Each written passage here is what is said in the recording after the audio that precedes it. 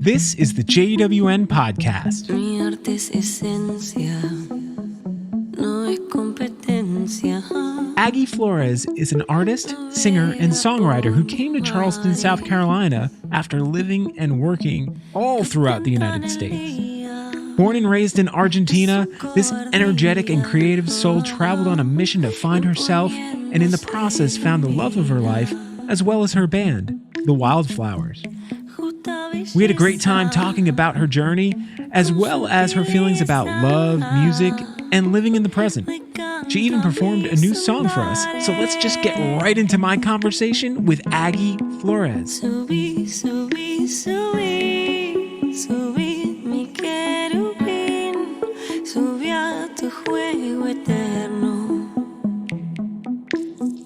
Maya was... that was the first time I ever sat down and talked to her. Yeah. And I was so excited because, she's just super cool. And I'm excited for FemFest as well. Yeah. And then there's just, another event you're playing at. Is it at the Poorhouse? Yeah, the Friendly Neighborhood Fest, which is produced, organized by my husband and my roommate and friend, Kevin Shields. Really? And my husband's John Shields. They played Little Stranger. Yes. So they had done this event in 2019. Uh-huh. And they were going to do it in 2020. Actually, they had decided not to do it. And then the pandemic hit. So it was kind of perfect. Not perfect, but it just happened. So they were trying to do it again. So, Little Stranger, Charleston loves Little Stranger. Yeah. There's a lot of love for that group. Those two are they're just so much fun. Lovable. I think that's the thing, and they're both so open to support their community. They had helped so many, not helped, but offered space or recording or mixing or whatever to so many of their friends. It's just the way I see it is because I got to live with them for so long now. They're always playing with each other. They look like they just goof off a lot. Yes. It's just two men, because they're not boys, but they're actually. Who are you calling men? Yeah, they're just they're just recording. Let's make a video where Kevin's in a tub full of trash and you're rapping and rolling around the floor, and he's literally seeing their 9-year-old version of themselves just blossoming in their houses and making super cool content and music out of just let's have fun. It's just, and that would be how I would describe them to somebody. It looks like two best friends who just get to continue to have fun into adulthood. Yeah. That's what the band feels like to me. Yeah. Whereas with your music, this EP that you just put out, it dawned on me this morning what if I could describe it in one word. And it's sunlight. Aww. Something about the sound of it. The sound of your voice and the sound of the music and the production quality of it, because it's really well done. Did your husband? Yeah. Okay. He helped me record everything. It sounds Thank you. amazing. Yeah. And I was just like, this sounds like a beautiful day. Does that make sense? Yeah, I definitely connected with my fairy side of myself, and I think most of my music is very lullaby-esque. It's very lullaby. Which is my way of playing, I think. We all have our favorite toys, right? Some people play the Power Rangers and the rappers in tubs, and other people play fairies and little creatures running around the woods. I think that if I had to choose, what's my game board? It's just fairies and creatures. Oh man, I think you and Presley Randall might need to get together. Are you friends with her? She's in Baby Yaga. Yes. Yes. So the first time I connected with Presley, she has actually I saw a post. Kevin actually sent me a post by her saying I'm looking for illustrators or art designers, whatever, for this shirt that I want to make. And I texted her. Is it the shirt? The shirt. Oh, okay. The shirt. The shirt. Yeah. Okay. Sorry. And she was very good about it. She was just I'm going to ask for consent. I'm going to send you a picture of me and this is what I want and blah, blah, blah. And right away I was just please, I'd love to illustrate this image. And I think this is the most cool thing ever. Thank you for allowing me to like play with your body, literally like in a drawing. And she has been such an amazing guide in the world of like self-awareness and like body consciousness. I had attended to a couple of her full moon women's circles. Nice. Which are so cool because like she is a provider of that space, you know, like sometimes we want to do so many things, but we don't find the space, or we can't provide ourselves a space to learn about our bodies or about like our emotions or like certain things. And she has provided that for me, and in such an innocent and beautiful way. Yeah. Well, from my conversation when I had her on the podcast, and what I kind of learned is like we're kind of getting this glimpse into somebody in the middle of their like coming into their own. You know what I'm saying? Like she from our conversation, I got the idea that maybe she was just kind of like reserved for a long time. She was in a relationship for a long time and she didn't feel comfortable being herself. And then once she felt that freedom, it's this explosion of creativity and just and it's wonderful. And it can be alarming to people who aren't seeing the big picture, because you see that picture on that we're talking about a t-shirt that the band Baby Yaga put out that I did not know you were involved in. Well, we ended up not using my design. It's just the picture it's just an actual picture on it. But the t-shirt we're talking about is Presley just basically like nude, but not just nude, like really kind of like exposing herself. Yeah, just letting you in. Yeah. and if you don't know the whole story, it's easy to write that off. It's easy to look at that like, oh, this person's just looking for attention. No, that's not what it is. And that's a conversation that I think as a female artist and as a female like South American and like, I don't know, just human in general, in this revolution that we're having right now where women are like trying to find their voices, right? Yeah. And it's easy to just see a woman expressing herself and automatically say, oh, they're trying to get attention. Right. When men had the chance to find their voices for a long time. And nowadays they feel comfortable with their voice. And it's like they kind of pass it in between generations and everything. We're like, this is how you do this and this is how you do that. For us, like, I think that it wasn't that long ago that we started saying like, oh, we can actually say no to this. Yeah. Oh, I can actually tell you like, no, I don't want to, I'm not going to do that, or I'm not going to do this. It's just that it's taking us a little bit to like actually be able to find our voice and how to say things.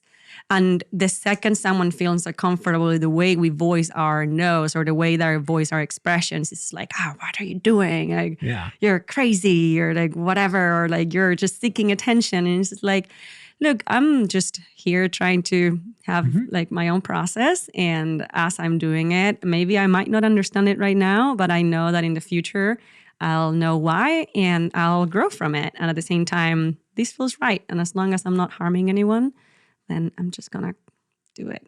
Well, I love it because I feel like we all get the privilege of experiencing and specifically with Presley. Yeah.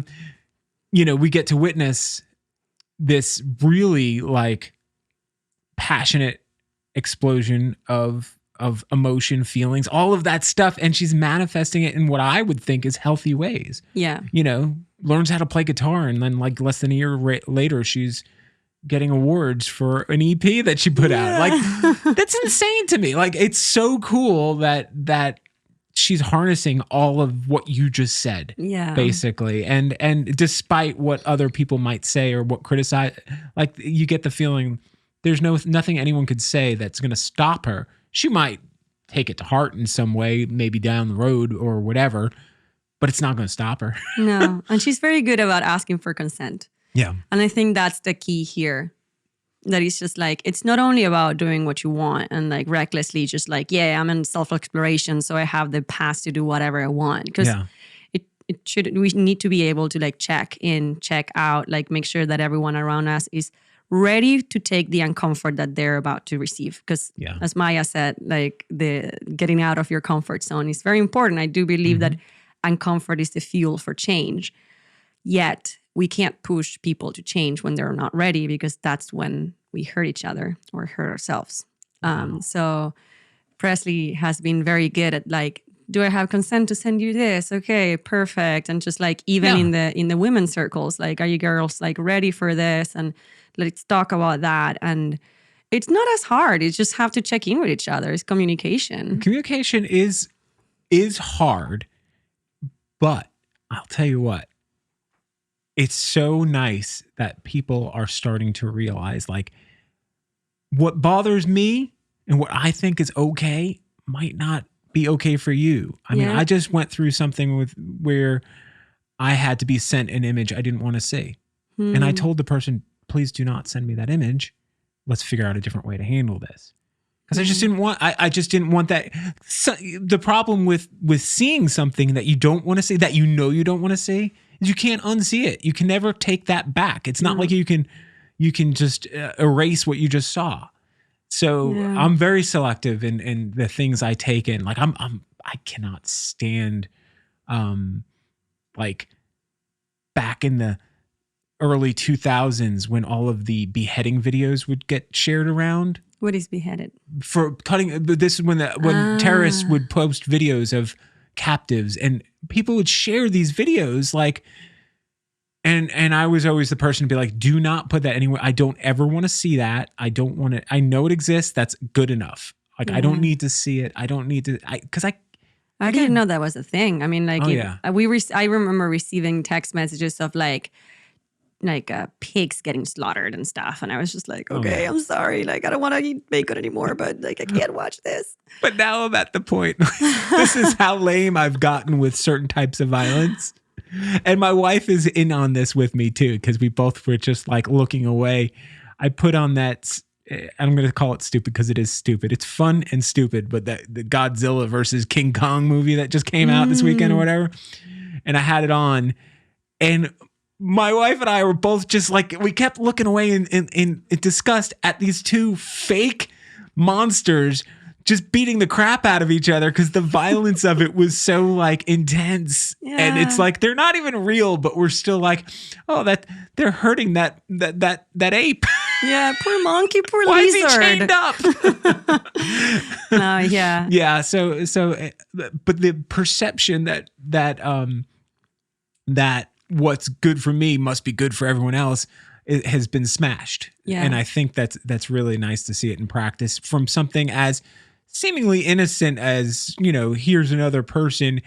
Hey, I'm going to send you this thing to work on. And like, it's really nice of her to make sure like, this is what it is. Yeah. And, if you're cool with it, then we'll move forward. If not, you've got that option. And she would not have felt bad if you said no. No. Yeah. It's like, it's an agreement, right? And that's something that is also kind of cool. That when you ask a question, like, do you want to do this? People often get mad when we say no. And it's like, why did you ask me then? Like, I have the right to say no. But at the end of the day, I think that the person who punishes the most by saying no, it's not the one who receives the no, but like me who says no. I'm just like, oh no, he's going to hate me. I was like, I'll never have an opportunity again. Stress out about it, yeah. And he's just like, it's okay. You can just say no. It's fine. Like everything's okay.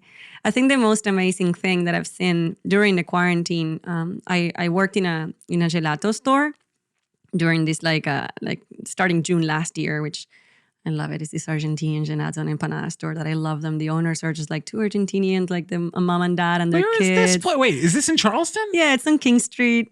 It's like right in front of Louis Vuitton. But they are just like this adorable family, and it's just like her and her husband, and like that place. Oh, now I know what you're talking about. Yeah, okay, sorry. And they're like their daughter comes in and work, and sometimes their kids who are like also like 12 and 10 or like 15 and 12, they come in and help also like wash the dishes. It's like such a beautiful family-owned business. The most amazing thing that I've seen there was like I work there alone during the day, and I've seen groups of people checking in with each other. Are you comfortable with the space? Do you mind if should I stay outside? Oh, sorry, I don't have a mask. I have a big like glass in front of me, so I like. Right. But that whole thing of creating the awareness of checking in with each other. Hey, do you mind if I stay here? It's like, hey guys, can you please give each other space? And do you mind? And they would look at each other as like different groups of customers. And it's like, are you okay? Yes, I'm okay. Okay, perfect. Let's move forward then. And with something as simple as getting gelato. But like that applied to different things, like in life and different aspects. It's just like we got the opportunity to practice that check-in. Hey, do you mind? Do you want this? Yes or not? Are you ready for this? Yeah. I might not be ready. Maybe I'm like, hey, I'm like when the beginning of the pandemic started, like I used to work for a beverage company based in California, but like I worked all over the US, Canada, kind of like South America as well. And when the pandemic hit, I was working in events. They decided to lay off, thank you. Okay. Their entire marketing leg, like 40 people got laid off. Yeah. And awful. it was kind of hard, especially because like 3 of us were non-American. Like I was working my papers through them, my other Israeli friend and a Canadian girl as well. We were all just like living in America. We've been like working with them for like 3-4 years now. And like we got that moment where we're just like, well, and I would imagine you don't, because you're not a citizen, any of the government aid, you're left out of that. So these stimulus checks that are going by, unemployment, that doesn't. Unemployment didn't affect me. I couldn't apply for it, but Right. I could apply for, because I pay my taxes, I got the stimulus checks, Okay, which great. were great. But the main thing for me was like I started seeing all this messages, like all these news saying like the intensive therapy like beds are like, I don't know, they're like there's no space anywhere, people are dying, like New York and everything. And my first thing was just like, well, me right now, I don't have papers, I'm an immigrant. Like if I end up being very sick, they're not gonna give me, like they're gonna have to choose between an American and me, and they're not gonna choose me. And I understand because they have to, this is America, period. So I got very, very scared. And also because I was just like, well, I can't fly back home. Argentina had like the most extreme just like measures of like, no one flies in, no one flies out. Like it was just like so insane. Stores closed for 5 months. It was like lockup. You need a permit to walk around the street. And if you didn't have your permit, they could take you to jail. They could spend the night in jail.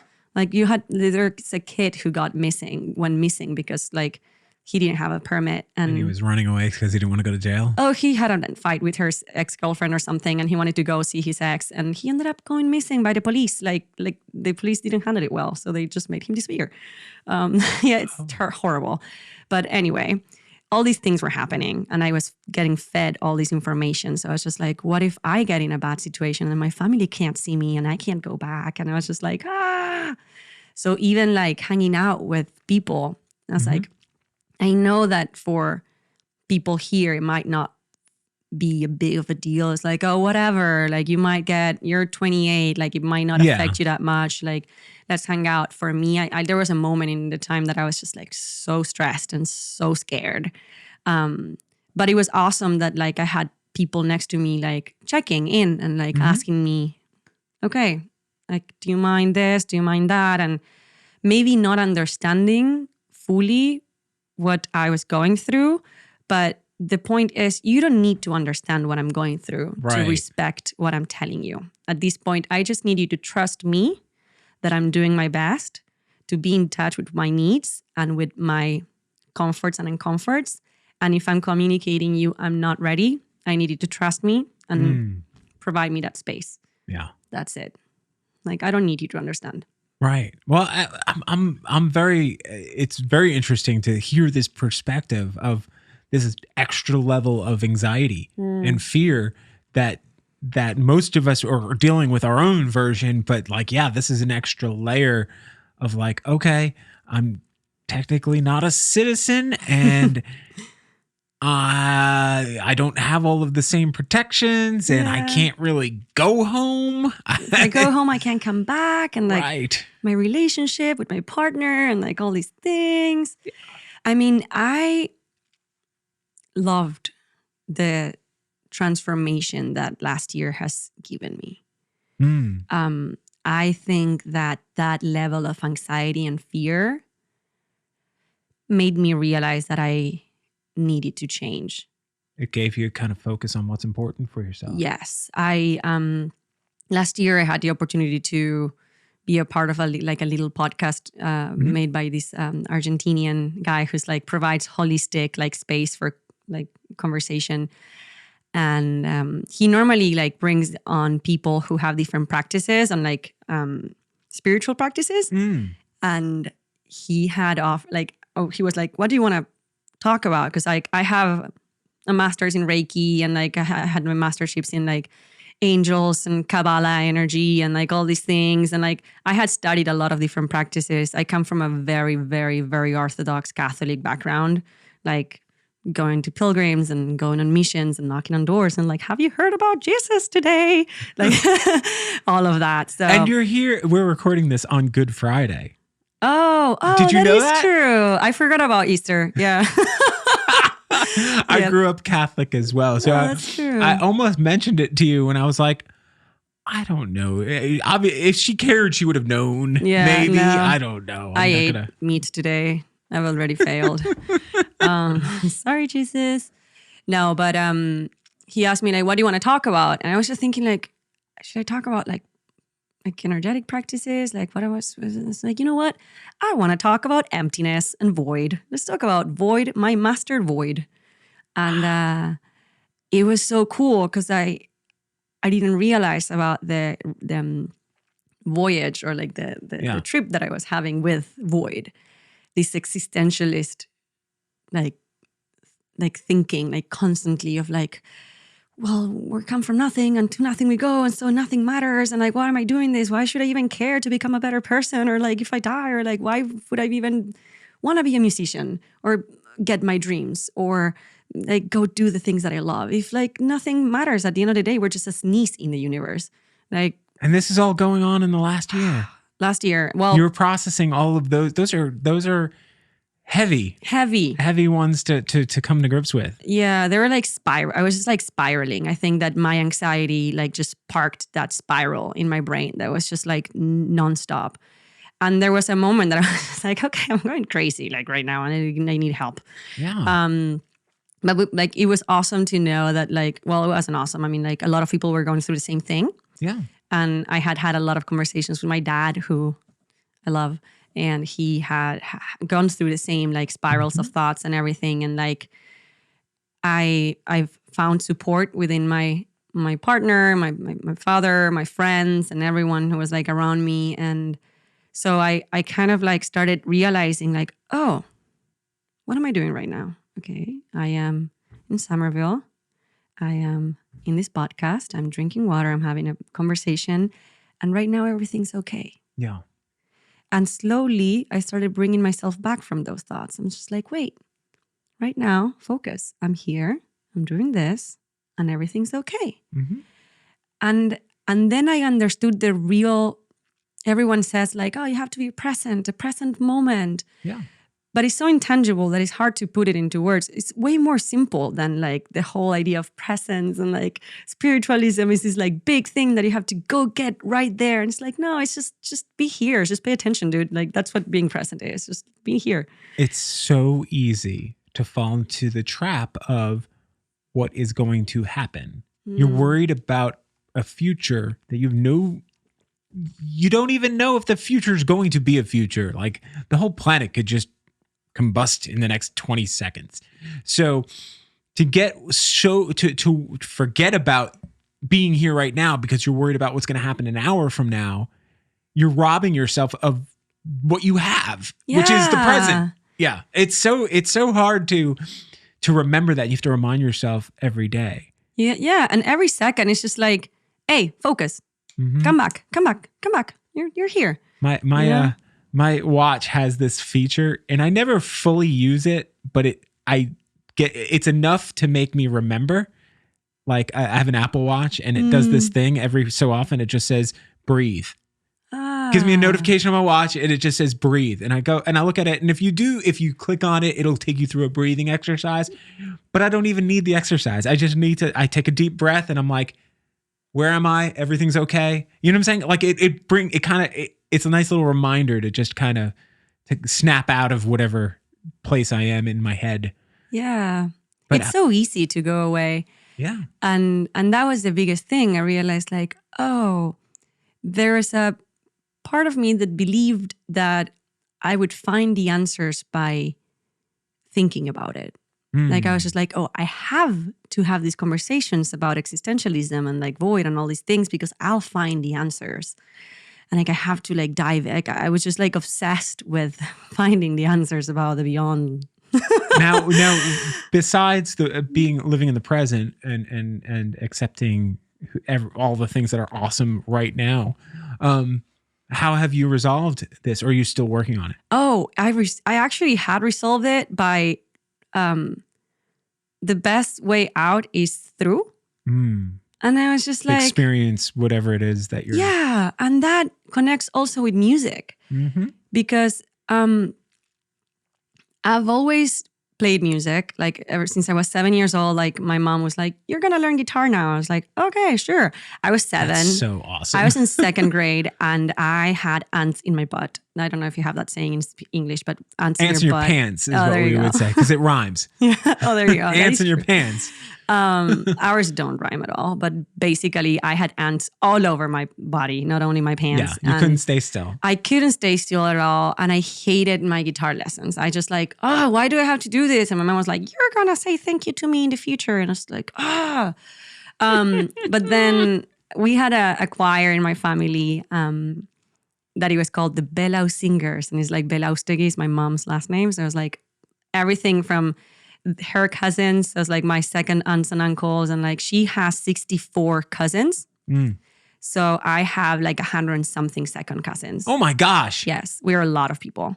That's amazing. And like we are 14 cousins, just my mom. My mom had with her 6 siblings and they all had around like 2 to 4 kids. That's a full-time job just trying to remember everyone's name. Yes. But so we were all this. Not that many. I think we were between 20 and 40 every time we gathered together to practice for choir. Guys. But it was awesome because we had like all these different kids from like these different, like I had my grandparents and like his siblings with their kids and their kids. So we went on tour one time for like the choir and all these things. And I loved singing in the choir. And then in school, I, again, couldn't stop moving. So I was like the number one helper. I was just like in the choir of like church choir, in like making all the art for the stages and like I was like captain of my scholar, like the house team, like in gym and stuff. So I was always just bopping around school. Oozing creativity and yeah. Yeah, just like trying to do things all the time. We were only, I mean like it was a Catholic school. We were 20 to 30 per grade. Yeah. Divided into 20, 30 per class, sorry. Yeah. And it was like girls and boys, 2 classrooms only. So girls in one class and then boys in another. Were they across the hall? We would cross each other in recess, actually. Okay. But boys always wanted to play soccer. So we didn't talk because they were just playing soccer. Or just like, yeah, we just like saw each other in like English lessons as well in the afternoon. But we were like not that many in my school. And it was like kind of nice because it was just like a small little boutique school. But I went there from 2nd grade until I graduated high school. So it's like 11 years of my life in that building. With the same group of people Same group of people. It's intense. It is intense, but also it's just like, I think I'd spend more time with these people than like even my parents at a point. Because I was like 8 hours a day there every day. And then we would go on vacations together because like, hey, my friend Maya invited me to Uruguay. I'm going with her. Bye. So like, see ya. See ya. But anyway, I was like very involved in all that. And that's when I started playing guitar again and everything. And but for a long time, my biggest karma or like my biggest thing was I need to prove myself. Oh. I had to show that I was freaking perfect. Who was in your mind's eye, like who were you proving yourself to? Was it to yourself, or was there a person in your life? My mom, Your probably. mom? My mom, my dad. I wanted my dad to feel proud of me, and I wanted my mom to see that I was a good kid. So I was just like, I wanted to make my dad happy, and I wanted to make my mom love me. So I was just like trying very hard to prove them. I was like I graduated like in high school, like I don't know, like with honors and like all the things, and I was just like athleticism and like track and field, and I got my medals and everything, and I went to university and same thing. I was just like, yeah, I'm like good at everything. Look at me, I can sing too. But so it wasn't fun. Well, you know what's funny is because I have a 21-year-old and a 17-year-old, and so as a parent, and both my kids are really good. So when your kids are excelling, you're super proud of them, but you don't have to like give them as much attention. So I wonder if they were super proud of you regardless, and you're doing all this amazing stuff, and they're like, just let her go. She's so great. She's doing all this amazing stuff. And meanwhile, you're not getting the feedback you might maybe expect or want, and you might not even know that. I don't think they even knew that you were trying to impress them? Because I was just like this little ball of like, yay, everything's fine. Woo! And that's all they wanted. Yeah. As a parent, you want your kids to be happy and healthy, and you want them to be prepared to go live a nice, beautiful life. But also I didn't know. I wasn't aware while I was trying to prove myself. Like Right. And this is when like last year made me open those eyes, because like when I moved to America, I was trying to prove myself to Mr. America. Oh, you gosh. know? Well, last year, Mr. America.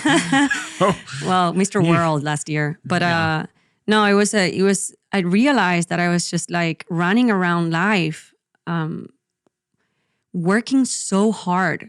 And I found myself saying this out loud so many times, and like to my partner and like to many different people, just like, I'm trying so hard. I'm trying so hard. And then I was just like, and my partner was one of the people who was like, I don't know. I'm trying too. Like, it's okay. You shouldn't have to be trying so hard. And that's why like last year was awesome. Because then I realized like these spiral thoughts of everything made me stop for a second. I was just like, this is the moment. Like the world is giving me the opportunity to stop right now. I don't have a job. I don't have to go anywhere. I was working remote. I was like working before, like on tour constantly. I just had a storage unit and I moved around America. So like I didn't stop ever. So I was like, this is the opportunity for me to stop and to lay on the water and just float and do nothing. And then there I realized like, oh, what do I want to do now? And I was like, I want to play the ukulele. Okay. Let's go play the ukulele. All right. What do you want to do now? Oh, I want to paint a gigantic painting of mushrooms. Okay, let's go paint a gigantic painting of mushrooms. And like, when I let go that need of proving myself, my music engagement changed profound. Like everything actually changed profoundly. Do you feel like lighter?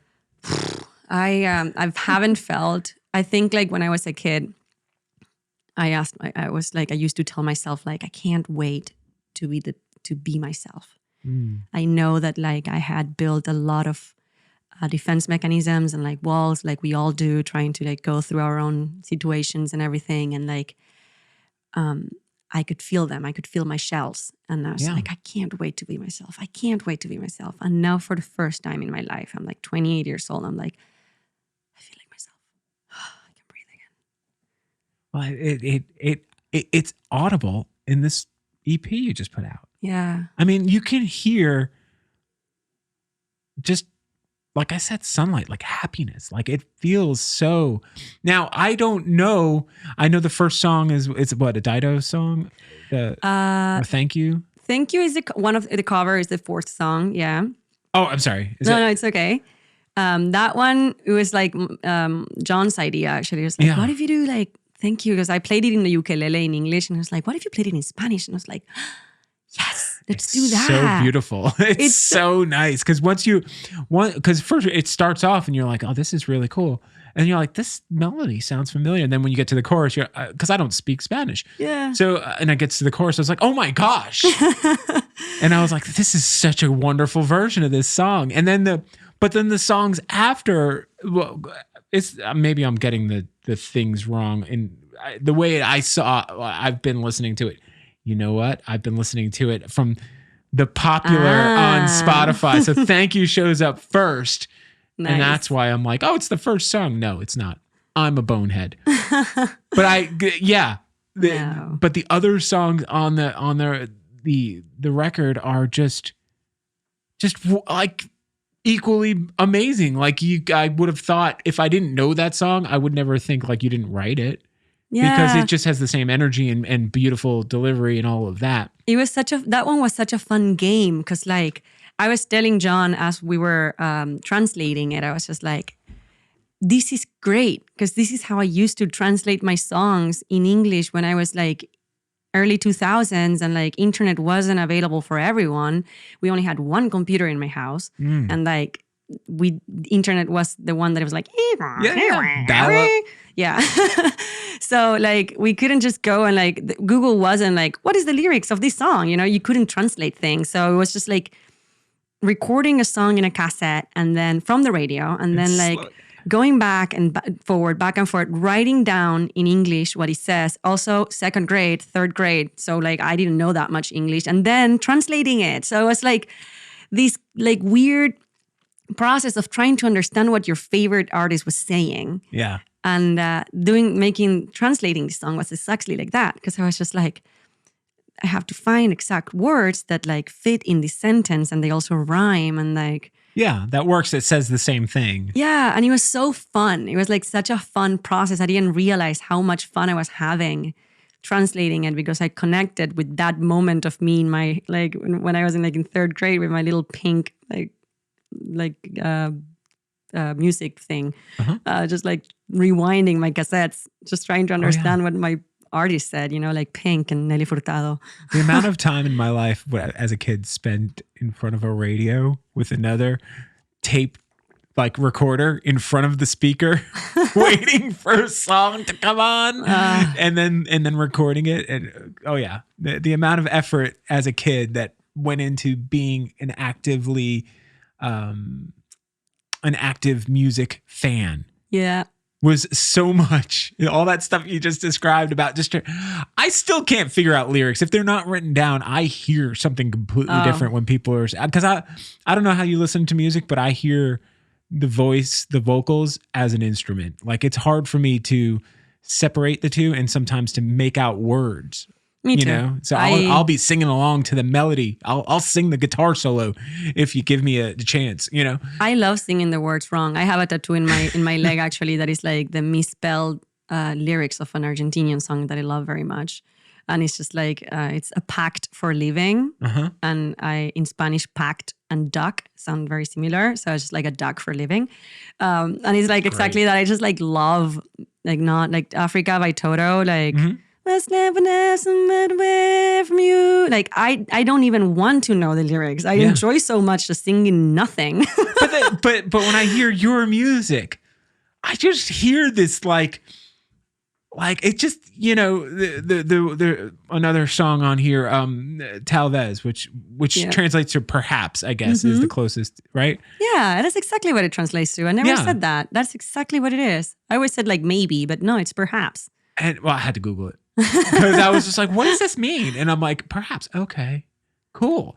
And then I'm like, all right, so what is she talking about? Like, I don't know, but it sounds so wonderful. Like the music and everything together and your voice, it's just, for me, it's fantastic to hear that kind of thing put together, even though I have no idea what you're saying. Yeah. You know, and I could probably figure it out pretty quickly because it's not like Spanish is a hard, there's lots of resources here. But I think that is irrelevant. Exactly. I think that that's the point. And it's similar to what we were talking earlier about like this existentialism and all these questions. Like the answers are irrelevant. It's not about the answer. So it's not about what it means. Because you can find the meaning in so many different, like everyone will find its own meaning. Like as long as you're enjoying it right now, cool. Well, yeah, and music has a way of attaching itself to each person that experiences it to a certain event, maybe, or time in their life, or feeling, or so. Music is such a part of our language. As far as how do you explain to somebody like, hey, this song makes me cry on command because it brings me to a place that fills me with so much joy or sadness or whatever. You know what I'm saying? Like, it's such a great paintings do that too. Mm-hmm. Great pieces of art. You're also an artist. Yeah. And you're fully in the people business, it seems like, of connecting with people, but maybe not necessarily through, the way you're taught in school, which is through words, trying to projects and dreams. Oh yeah. That's the best way of connecting with people. That's fantastic. So what did your parents do when you were growing up? Well, my dad is the man with 1,000 lives, I say. Jack of all trades. By the way, I just wanted to tell you, I'm so happy to hear that you like my songs and you like the EP and you have heard it. I really like it. I really appreciate I'm so that. happy that like I was turned on to it, because I was just like, oh, okay. Oh my, that was the order of events. Like, oh, check this out. Okay. Oh my. Well, I appreciate that very much. I just wanted to say that. But yeah, my dad, it's kind of funny. Like my dad he was also like best in school and all the things. And he went to preschool for a couple years, and then he didn't want to be a priest anymore. He kind of like, he loves Jesus and loves the teachings of him and like the Bible, but he doesn't resonate very well with the institution. He had learned a couple things about like the church's choices on like celibacy and like, I don't know, how they inherited money from like certain things that he was just like, this is not. And he was going through certain personal things, and he decided to like stop going to school and started teaching. He's a musician as well. So he started teaching guitar to my aunt, who then introduced to my mom, and my mom and him had me and my older sister, who's just one more year than me. My mom studied to be a lawyer. She's a lawyer right now. But yeah, we grew up like they split apart when I was like 2. So yeah, I lived with my mom until I was 14. Then I lived with my dad until I was like 19 or 18, right after high school. And then I moved with my aunt, who is he's just like this like craft maker. When I moved with her, she had 14 cats, 5 dogs, and 2 hives. 2 hives in the middle of the city.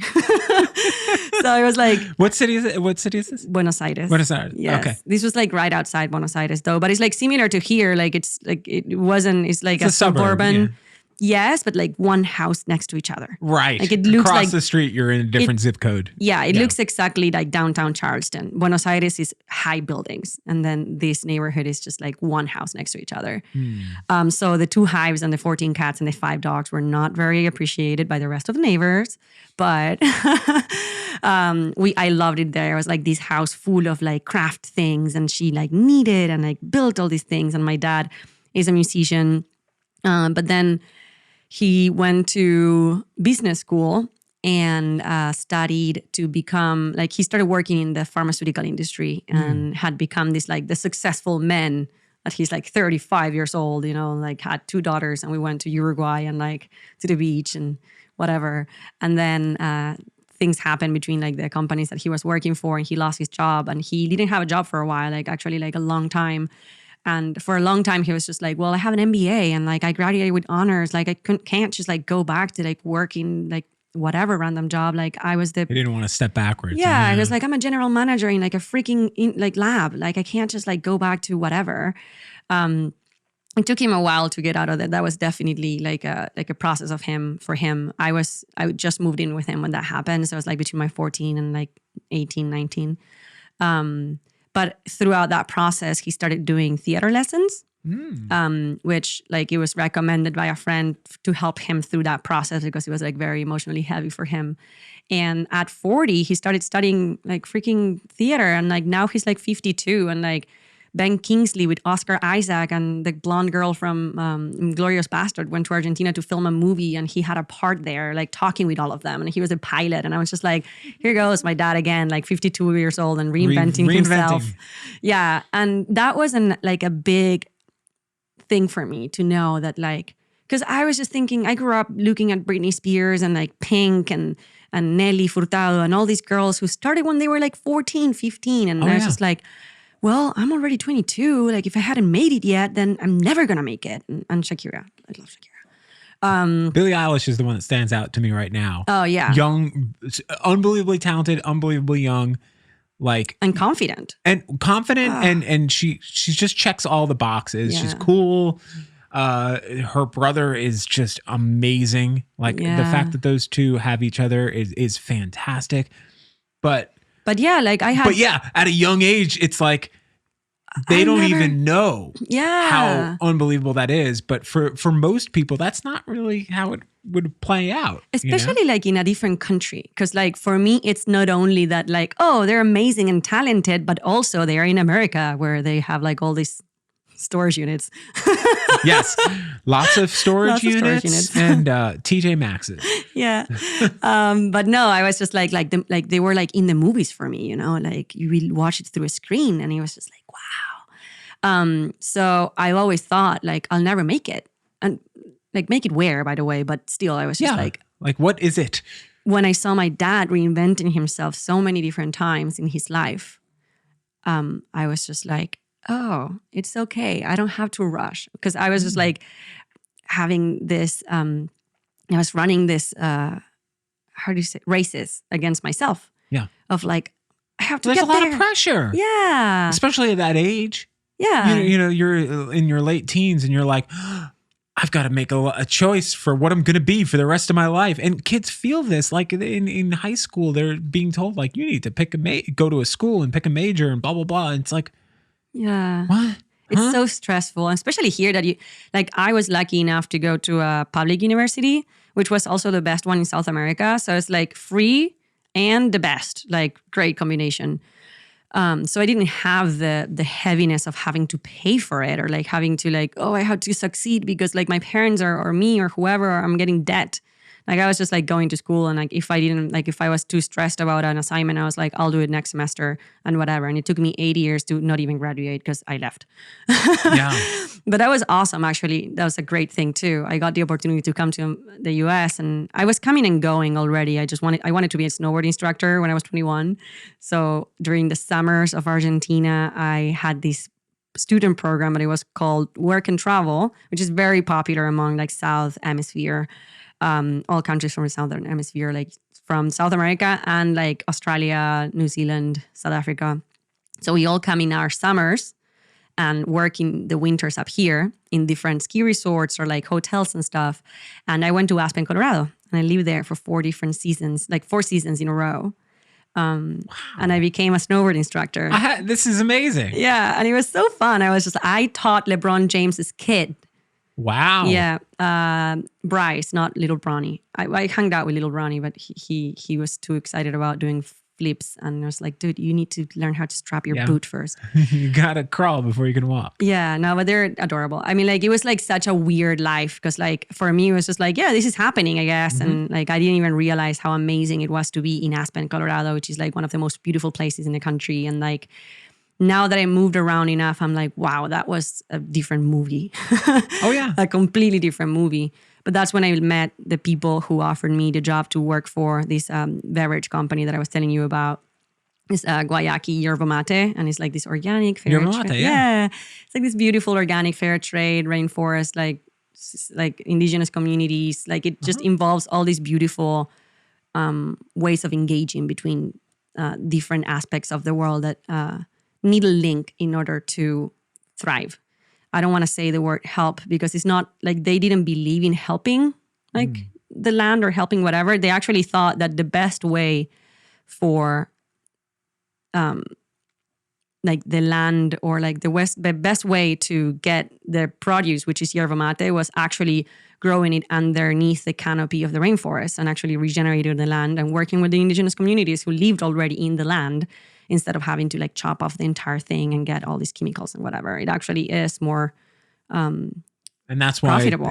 That explains a lot. Yeah, it's just like, dude, like it's nonsense that we have to create all these like chemicals and things to like kill the bugs that come because there's no like trees that have spiders that actually will eat the bugs. The natural order of things has been disrupted, and now you've got to introduce unnatural ways to do what nature was doing already before. Yeah, let's fix the problems that we created instead of going back to where we... There's what you're touching on is I've been on that page lately just thinking about how the world is you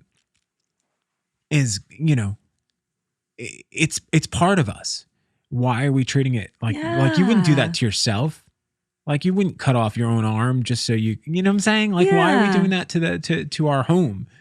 And if we do is out of lack of awareness, and once you have it, then just like, okay, get out, move, stop doing it. If you're already aware of the fact that this is hurting you, just like, why you keep hurting yourself? But then because there's convenience too. There's like, we have such a way, or I shouldn't say we, I have such a way of rationalizing behavior that I know is bad for me or what in any aspect. Like you said before, like I could do this assignment now, but I could just do it later. Like I feel that way. Like, well, I could order this product online and it'll take 6 weeks, or I could just go on Amazon. It'll be here in a day. Yeah. And you know, what's the cost? What's the actual cost of doing that? Like, if I were to pay a little bit more and wait a little bit longer, like, does that actually, in the grand scheme of things, in the total cost of ownership of life, does that thing that takes longer and costs a little bit more now actually costs a lot less, you know what I'm saying? Yeah. Than doing the easy thing, which is like getting it overnighted and thrown on a plane, and like 18 different people had to drive many distances to get this product, and then you open it up and it's a piece of plastic that's going to end up in a landfill in piece of plastic 2 years. Inside of a box that is inside of another box with a lot of pop bubbles made of plastic. Yes. Like, And so all of that kind of stuff, it's hard. It's hard to go and say, let me do the responsible thing. I don't need this thing tomorrow. We're just so used to it. And the convenience is so bad. And there's no justification that really makes a whole lot of sense, unless you're like getting some life-saving thing and you're going to like save someone's life and you need this thing now. Yeah. But for the most part, I don't need like my plastic tchotchke to be overnighted and contribute to the downfall of the planet. And that's the thing. I think like you're making a good point there by observing the fact that like, okay, this is not necessary. But there's that's when it gets very, and that's where my anxiety until at least like comes from, because like I am relearning how to like, feed myself better, right? I am not, for a long time, I was just like very bad at eating, like literally, like I ate one meal a day. Oh my. I just like didn't know that I wasn't eating. I was just like, I know that feeling. Yeah, you're just like so caught up doing so many things. And like, then when I'm sitting in front of my food, I feel nauseous. Like I wasn't even feeling hungry. I was so hungry that I just like felt sick. So at that point, I didn't want to eat. So like trying to re-educate myself in how to eat, I started working with this company, Guayaquil, which is all about organic and fair trade and all these things. So on top of the anxiety of like, I have to eat right now because I haven't stopped in 12 hours. It was also the guilt of like, is this sausage organic? So it's like more guilt to my plate. And so then I realized I was like, okay, I also have to understand that it's a process. And like right now, I need to re-educate how to create the habit of eating. I can then focus on what I'm eating. But right now, I just need to eat, period. So it's like sometimes like, okay, yeah, we shouldn't, like, I don't know, like it's so easy for me at least to like put weight on myself and so like, you're doing things wrong. Because like we can always find things that are wrong. And at the same time, it's like, well, it might not, look, talking about eating, I'm hungry. You've summoned, I'm sure it won't come out on the podcast, but my stomach just went in the middle of this conversation. Yeah. Are you talking shit about me? Did somebody say food?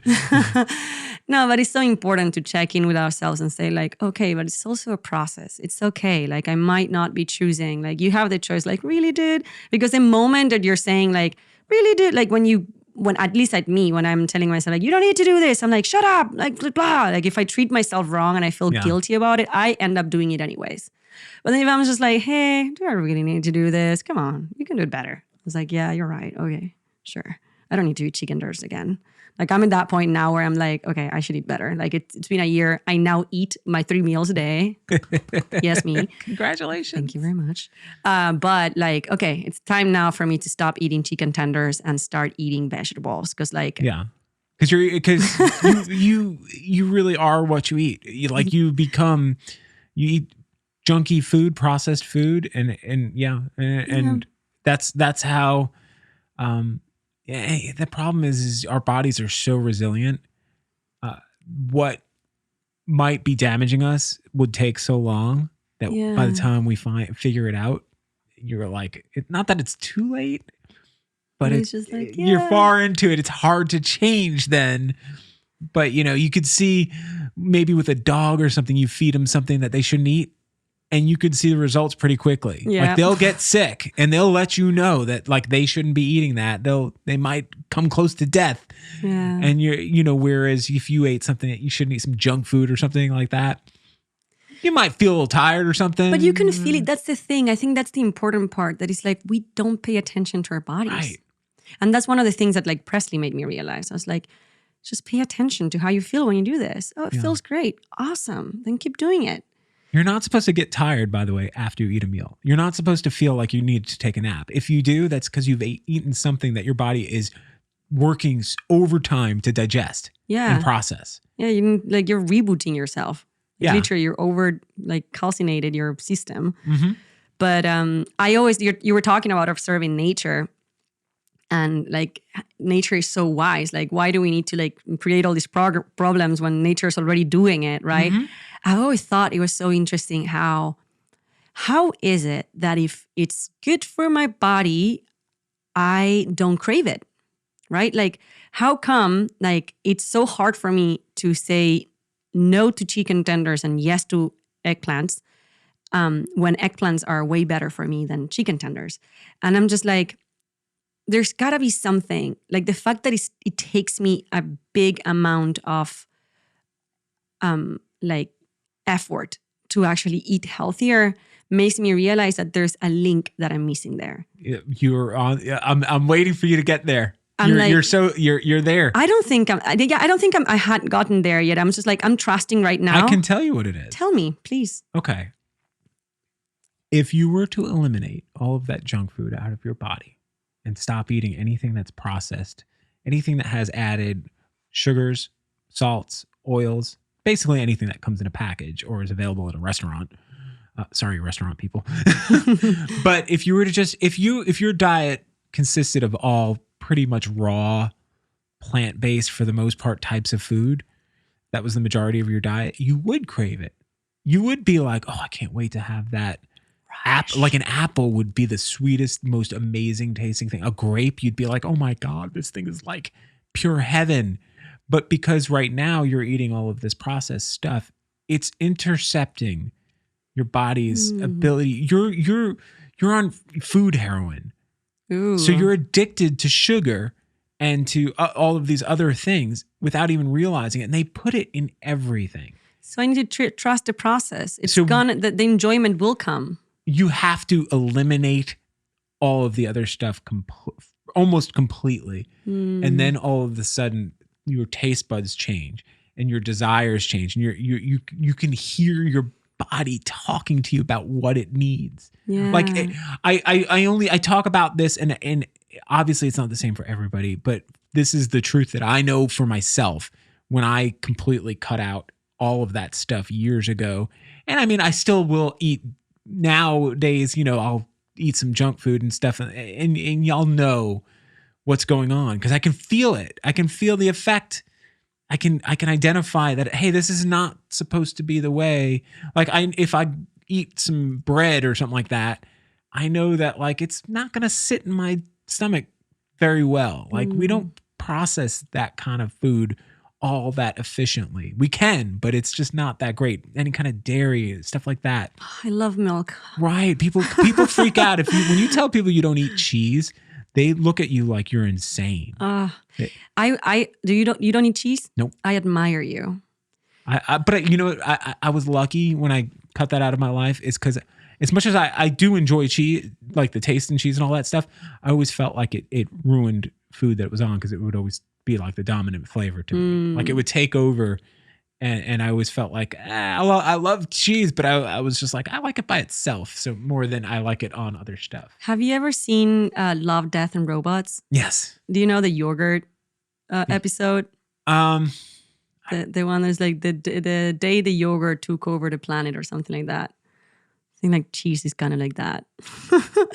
You should, if you can. Okay, because they were all like shorts, right? Yeah, shorts, like 6 minutes. Sex, drugs, and robots. Yeah. There was one of my favorite episodes of that. I believe it was that series. I'm sorry, we're getting off tangent.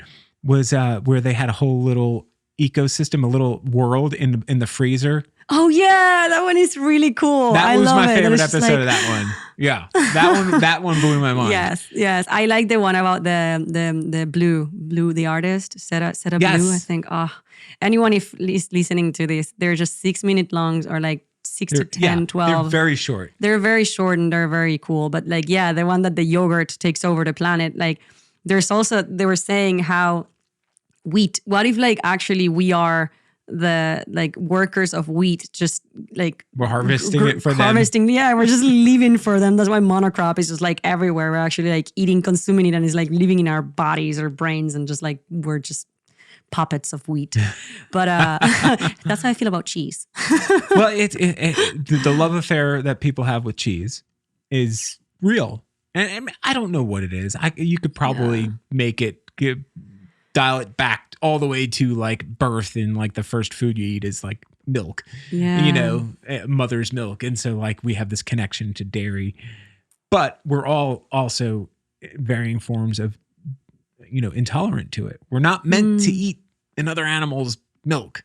It's just not normal. Yeah. No other animal really does that. And so I feel like it's one of the foods that when you cut that out, it's the most noticeable difference in how you feel. I love putting myself through experiments. So I'm going to try to like see it as an experiment and again. Go for a week I want to see what happens. Oh my God, this is so weird. I've never in my entire life not had dairy for a week. Yeah. You'd be surprised because depending on, you might be so tolerant of it that you don't notice a difference.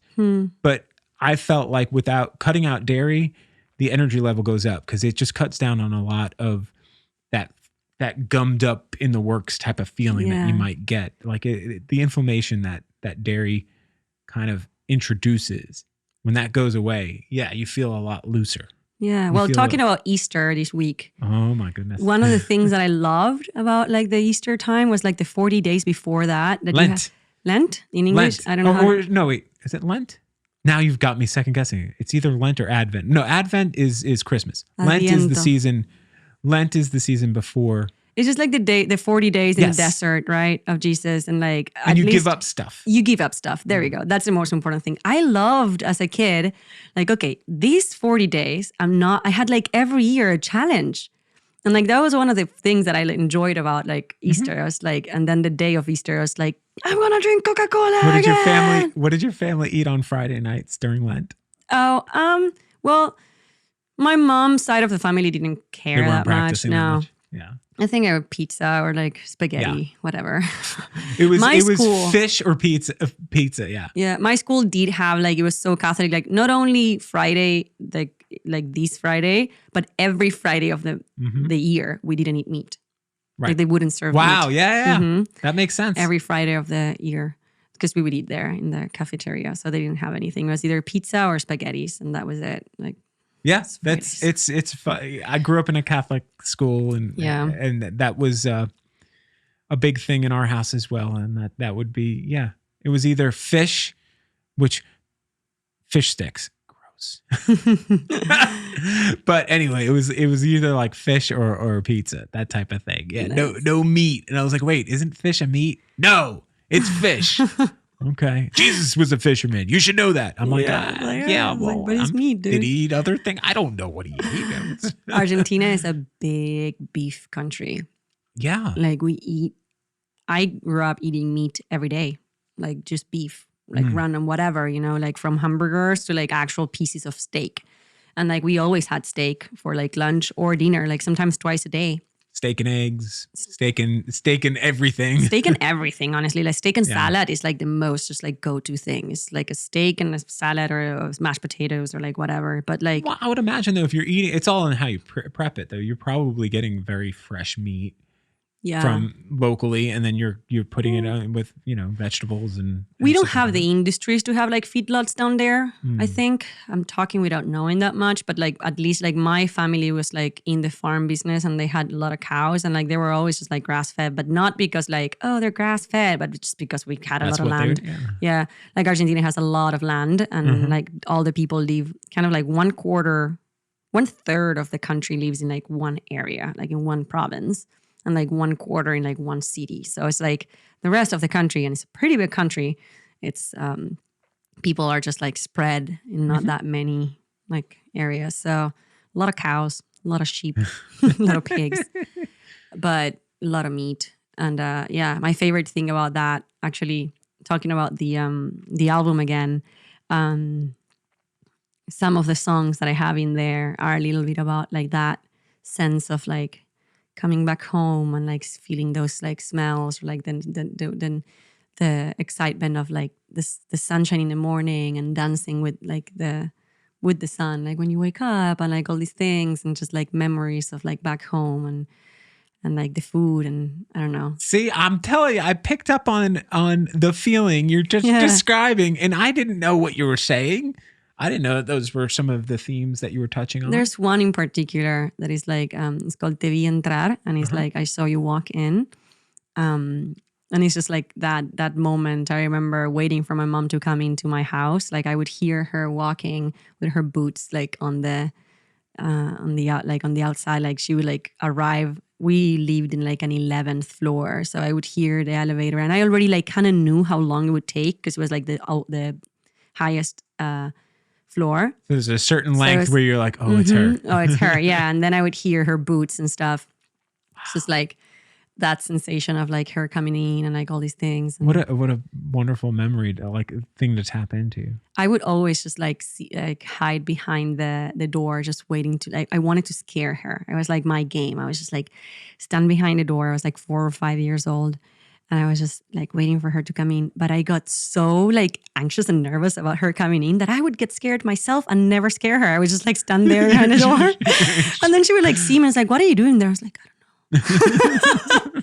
don't know. I was boo. I was like, what? I found you. I was like, yeah, but I got distracted. And it's just like, I really like that collection of songs in that album in particular. It's a mix between them both, like my life back there and my life here. I have a couple new songs that I'm very excited about, actually, that have been like, I wrote in the ukulele, and like they're all about just, I think one of them is my newest favorite, and it's called Hummingbird. And I think that that's like my spirit animal. I am. Hummingbirds. Yeah, they're adorable. I got a couple of them tattooed on me. There's you one do? right there. Aw, I love that. Yeah. There's one there, and I think there's one back here somewhere. There it is. Oh, that's adorable. I love hummingbirds. Yeah, I get obsessed with them when they show up. We put the hummingbird feeders like right in our front porch, right outside my kitchen window, and my wife and I will stand there and watch as they go from like bush to bush and plant to plant, and then come to the feeder and whatnot. They do like hummingbirds are very funny because they will do like this like routine. And you can almost just figure out, like, they're going to go to that bush, they're going to go to that tree, they're going to go sit up on that limb, then it's going to come down here, and they just keep repeating that all day long. And so you'll Do you just sit think and it's wait the for same them. one? Oh, yeah. You could. I take pictures of them. But do you think is it always the same hummingbirds? Mm-hmm. Do you name them? Yes. What's the name of your hummingbirds? Well, the last one was Ruby, because it was a ruby crested one, and it just kind of we differentiate, how they look, and it was scrawny looking thing, and it was just, every once in a while you get one that's magnificent and perfect, but it's like the scrappy little ones that are always near and dear to my heart. But I follow that, but usually you'll get a couple that'll pair off, and you realize they must have a nest. Yeah. And it's the only two you'll see coming on that thing. And then when another one shows up, at least in my house, this is how we've noticed, they will scare it off. Oh, really? The two of them will just chase it around, and then you'll see an all out like hummingbird, like they're flying fast all around the area, just chase every time it would go to land somewhere. So they're protective. Here comes two. Yes. Wow. So then we were like, okay, they must have a nest, and they were worried about, who knows? We make up a story in our head about what's going on. Like we have this whole daytime drama going on with these hummingbirds. But I find them so fascinating, probably for a lot of the same reasons you do. It's just like this amazing, like full of energy, and it's beautiful to watch. It's just, it seems impossible that it exists.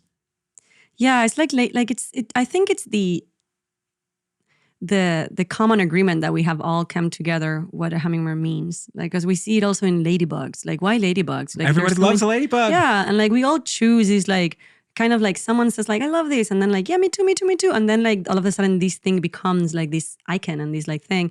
Who knows? Maybe there are stories that I don't know about, like indigenous communities in the past having like experiences like with them, but I don't know why they remind me to summer. They I have like specific, I just remember that same feeling. I feel very connected to the present moment when I see a hummingbird. I think that's what it is. When a hummingbird appears, everything is like, stop. The hummingbird's here. And it's just like, you get quiet and still because you want to watch it as long as it will be around you. And it's like one specific moment where you're paying so much attention to like that moment. And that's what hummingbirds make me feel like. And I like them. They're just like, and they're not specific, like they're not like quite like peaceful. They're just like flying so fast. Yeah, it's just fascinating. Just a ton of energy, but there's such a beauty and a grace in the way they move, and it's so fast. Yeah. But at the same time, it's like you're just blown away. But birds in general, I find fascinating. But that is the one, the one bird where you will,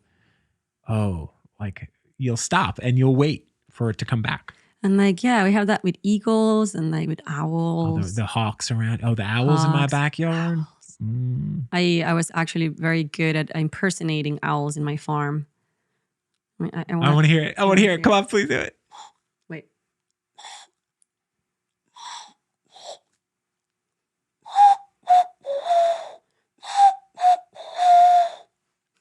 There you go. Wow. I found my way to like moving my pinky and turning this thing into like a flute type of thing. And I've always felt it's one of my kids' graces. When you're a kid and like, can you bend your finger like this? Well, I used to do that. And I was like, can you actually make a flute out of your hands? We used to do that. Did you ever do it with the make a whistle with grass? A piece of grass? Yes. Yeah, I love that. Yes. And my favorite mouth and hand skill is the duck call. Oh, I want to hear that now. It's such a silly thing, like the little talents, because I have a hard time whistling normally. Like it's so faint and weak. It's like, that's about it. That's like, but if I use my fingers, oh yeah, it's all of a sudden like I tools. I use it. It feels like a superpower in a crowd. I feel like I have a superpower whistling as well, to a point that I am obnoxious with my fingers. I can actually whistle with other people's hands as well, which is not very COVID safely right now. But I had like pulled that out, like it's like a party trick. It's like, I can whistle with your hands. I realized that only girls' hands though, because like fat man fingers are not good. And I also don't want to put my fingers in my mouth from like a man. Yeah, you know what we're doing with our hands. Yeah. And it usually doesn't involve washing them. Yes, so... Anyway, that was fun. We're scratching things. But yeah, no, and hummingbirds are beautiful. Back to hummingbirds. Yeah, and that song that I wrote. Yes. It's about humming. It's like the finding, finally accepting my hummingbird essence. It's like, and actually, like, I love the lyrics. I actually had to go through that process of like, okay, I live in America now. Do I really want to like write in Spanish, or should I switch to writing in English?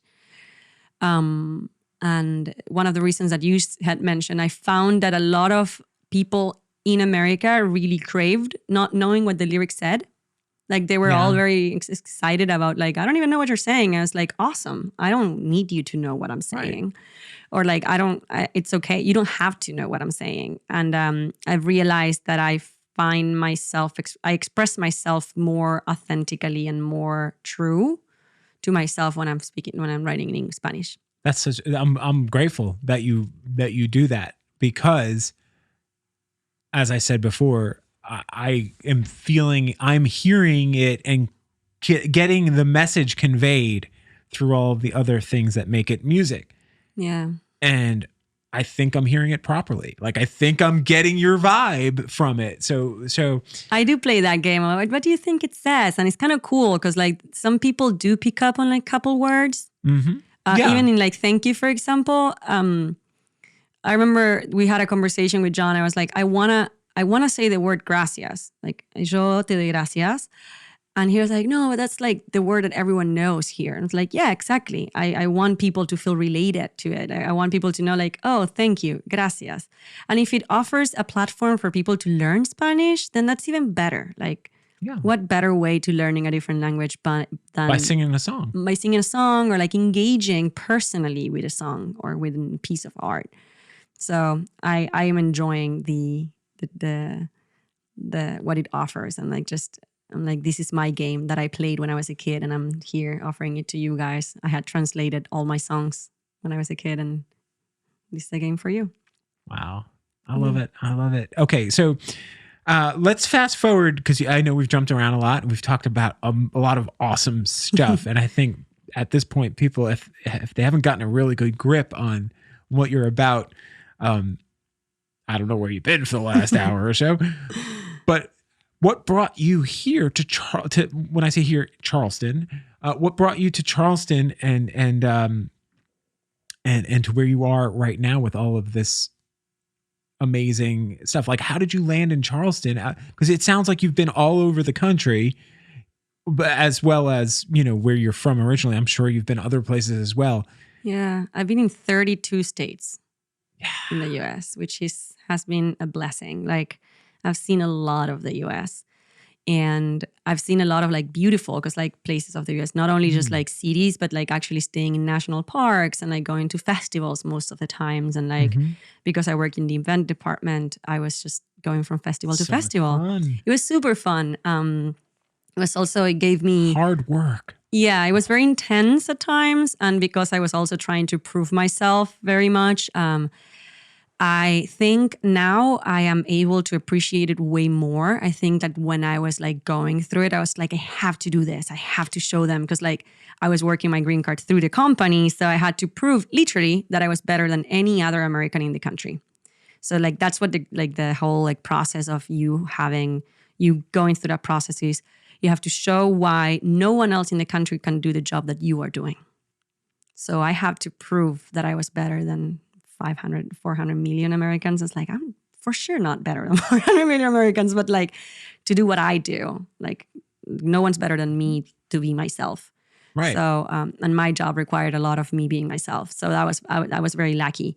But while I was doing all this work and everything, I was working with a couple people from my team where we were just like living together at that time. Like we were just like in a van and like going from place to place, and they were just like my roommates, my coworkers, my best friends, my worst enemies, like everything all together. So we started a tour that we were gonna do from Texas. This was insane.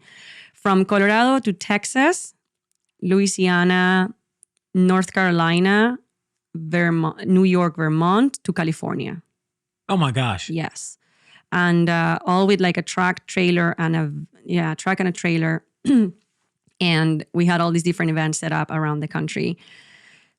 I before that, actually, I had gone to Miami. I was living in Ann Arbor at that time. Like I had like 2 months where I was actually able to rent a place. Wow. But I was like every weekend going to a different place. And I don't know why this happened where someone offered the opportunity to go and set up a booth for guayaki in the leaf tent that had prepared a space for Ultra Music Festival in Miami. So they had like those, like, like Uber and Lyft have those parking lots where people come in and out. Like we had a tent there and someone was like, do you want to come? And I was like, yeah, in like 1 week, like I'll be there. I don't know why I just wanted to go so bad because I ended up going on my own. I had to like go to Orlando, pick up a pickup truck, grab all the gear, 2,000 cans. I By had yourself? to do by myself. So you're loading 2,000 cans of yerba mate? And gear, yeah, and like Yerba mate? tents and bars and everything. Drove 4 hours to Miami, set everything up, work at night from like 5 to like midnight on my own for 3 days in a row, and then go back to Orlando and fly back. I just thought that it was like the most amazing idea ever. I don't know why I thought that. Sounds great. Yeah, I'm in. sounds great. And this is all the energy and stuff you do when you are at your age. Yeah. I mean, this was how many years ago? 3, 4. Yeah. This is like 25, Yeah. 24, 25. But Perfect. Yeah, it was perfect. And at the time, I had gotten to Miami, and this guy who I had met 4 years before in Aspen during the X Games, who I didn't like. Like I didn't like that person at the time when I met him. Texted me like, "Hey, are you in Miami?" Like through Instagram, like I'm thinking about coming, but I don't know if I should come or not. Blah blah blah. I'm like, tour managing this band, little stranger. Like I don't know if we should come or not. Blah blah blah. And I was just like, "Yeah, dude, like you should totally come." I don't know why. I just like replied. I was so excited about being in Miami. I was like, "You should totally come, and like we should all hang out, whatever." And then like never made it to their shows because like I worked until midnight. So I like went to meet them after the show around like 1 a.m. and I met John. And I was just like, oh my God, that's why I was gonna fall in love with his best friend. Like it all made sense all of a sudden. Like, why did I text him? Why am I here? I was like, oh, I was supposed to meet John. That was the thing. And John had mentioned that he lived in Charleston. So when love brought you, yeah, I was chasing this boy who. I love this story. Yeah, it was awesome. We went back. I mean, like we saw each other for just one night, and then the next day we went to the beach, and it was just like me, Kevin, and this other guy, and we just like hanged out in the beach the next day, and then like peace out. We didn't even like hold hand, like nothing. It was just like I love you, bye, and like. I went back to Ann Arbor and I kind of told him like I have 1 week off between like my like Jazz Fest in Louisiana, I think it's New Orleans, and Leaf Festival in North Carolina. And I'm on my way. So I could come through Charleston. I just like mentioned it kind of like randomly. Haha, what do you think about that? And then he texted me like, please do. No, he texted me like, hey, do you want to be a part of this song? Like maybe you can do the outro of it. I was imagining using it in Spanish. And like, it's one of those, it's a song in the, I think it's called Techniques. Uh-huh. And it's the fourth song, it's Every Woman. And by the end of it, I'm actually singing there. You're the woman. Yeah, You're the woman. I'm now the woman. You're not every woman. You're the woman. Yes, I've earned that spot. No, but I was just like, he was like, you can just send it in the voice memo, like whatever. And I was like, what if I just come and record it there? And he was like, yeah, sure. I was like, okay, I'm coming for 8 days. Like I just like showed up for like an entire week. I love it. Yeah. By the way, what you just described, that kind of like, hey, I'm just going to come and hang out. The way you grew up, that was a normal occurrence. Like somebody would just show up. Yeah. And you'd put them up. Like it's not a normal thing in America. But I noticed with European, well, you're not European, obviously, but with Europeans, like when I would have people that would come over and they would just show up and like, okay, you're here now. And you just put them up, like that type of thing. It's just a different mentality. It doesn't exist as much here.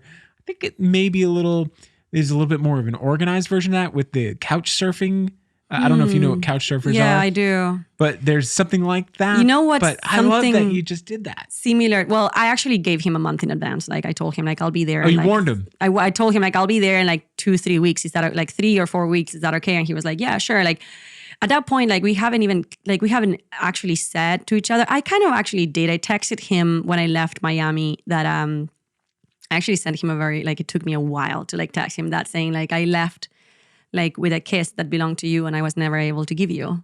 And that is so. yeah, and I was like, I'll leave it now in a text message, like regardless of form, it's yours. So here's your kiss and nothing. I hope we can see each other again. And so I came to Charleston, both of us not knowing what to expect from each other because I was just like, I don't know if I'm going to like him or not, but worst case, like if it ends up being like a horrible experience, I'll go somewhere else, like whatever. Like my company would pays for expenses when I was like on tour anyway. So I was just like, I'll find a hotel, like whatever. So we ended up just like instantaneously, like, I love you. Like, clicking. Yeah. So that's what brought me to Charleston. What a great feeling that is. Yeah. But it was just like that same week, it was just so insane how everything just like the synchronicity of that week, like there were dolphins in the water and like the weather was perfect. And like, I got to see them play, but not like Little Stranger yet. I didn't see them play until like 6 months in our like seeing each other. Like I have never seen them play live. So that was kind of cool because I was just like, it wasn't that like I saw him playing and I was just like, oh my God, you're so cool. I was just like, I kind of like really love you and your freckles. Nice. Yeah. I love him. He's I very love cool. it. I love this story. And I won't go into it now. But how I met my wife is a lot of similarities. Oh, really? A lot of similarities, and we've been married 22 years now. Aww. So I do believe when you meet that person, that magical person where you just know, like, yeah. There's something special about that. When if you're lucky enough in life to find that person, yeah, you'll make it work.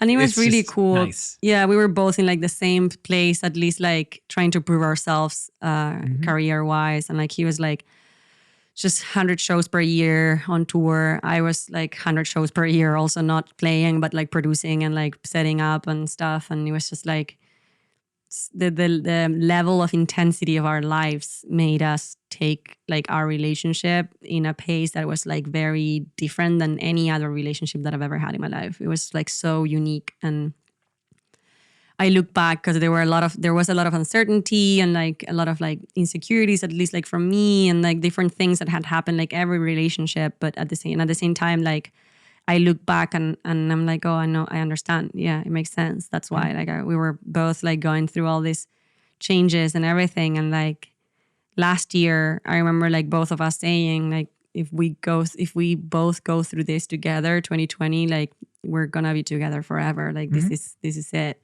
Do you think it made you closer in 2020? All of this.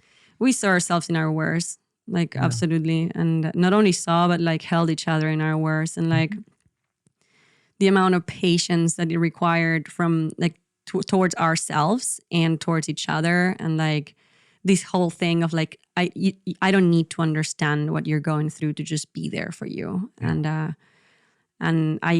he's the biggest support system that I have in my life, and like I admire him. I had learned so much from him, not only in like music, but also like his relationship with his family and with his friends, his relationship with his passion and with his dreams, and like how I love looking at him like walk through life. I love like seeing how he sees the world because he's so different than me. Like he's so earthly, you know, he's such an earth person and I'm a very water person.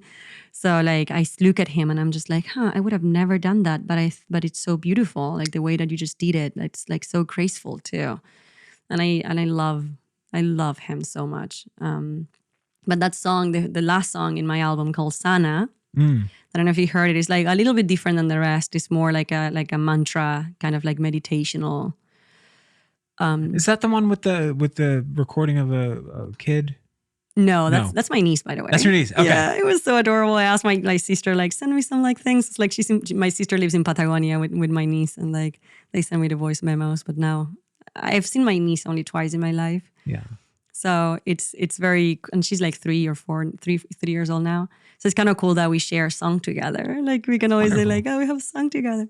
But this song is more of like a... This one is the one that is just like, it's just a cappella and it has like harmonies. Okay, yes. Yeah, and it has the elements in it. You can hear the water, the wind. Mm-hmm.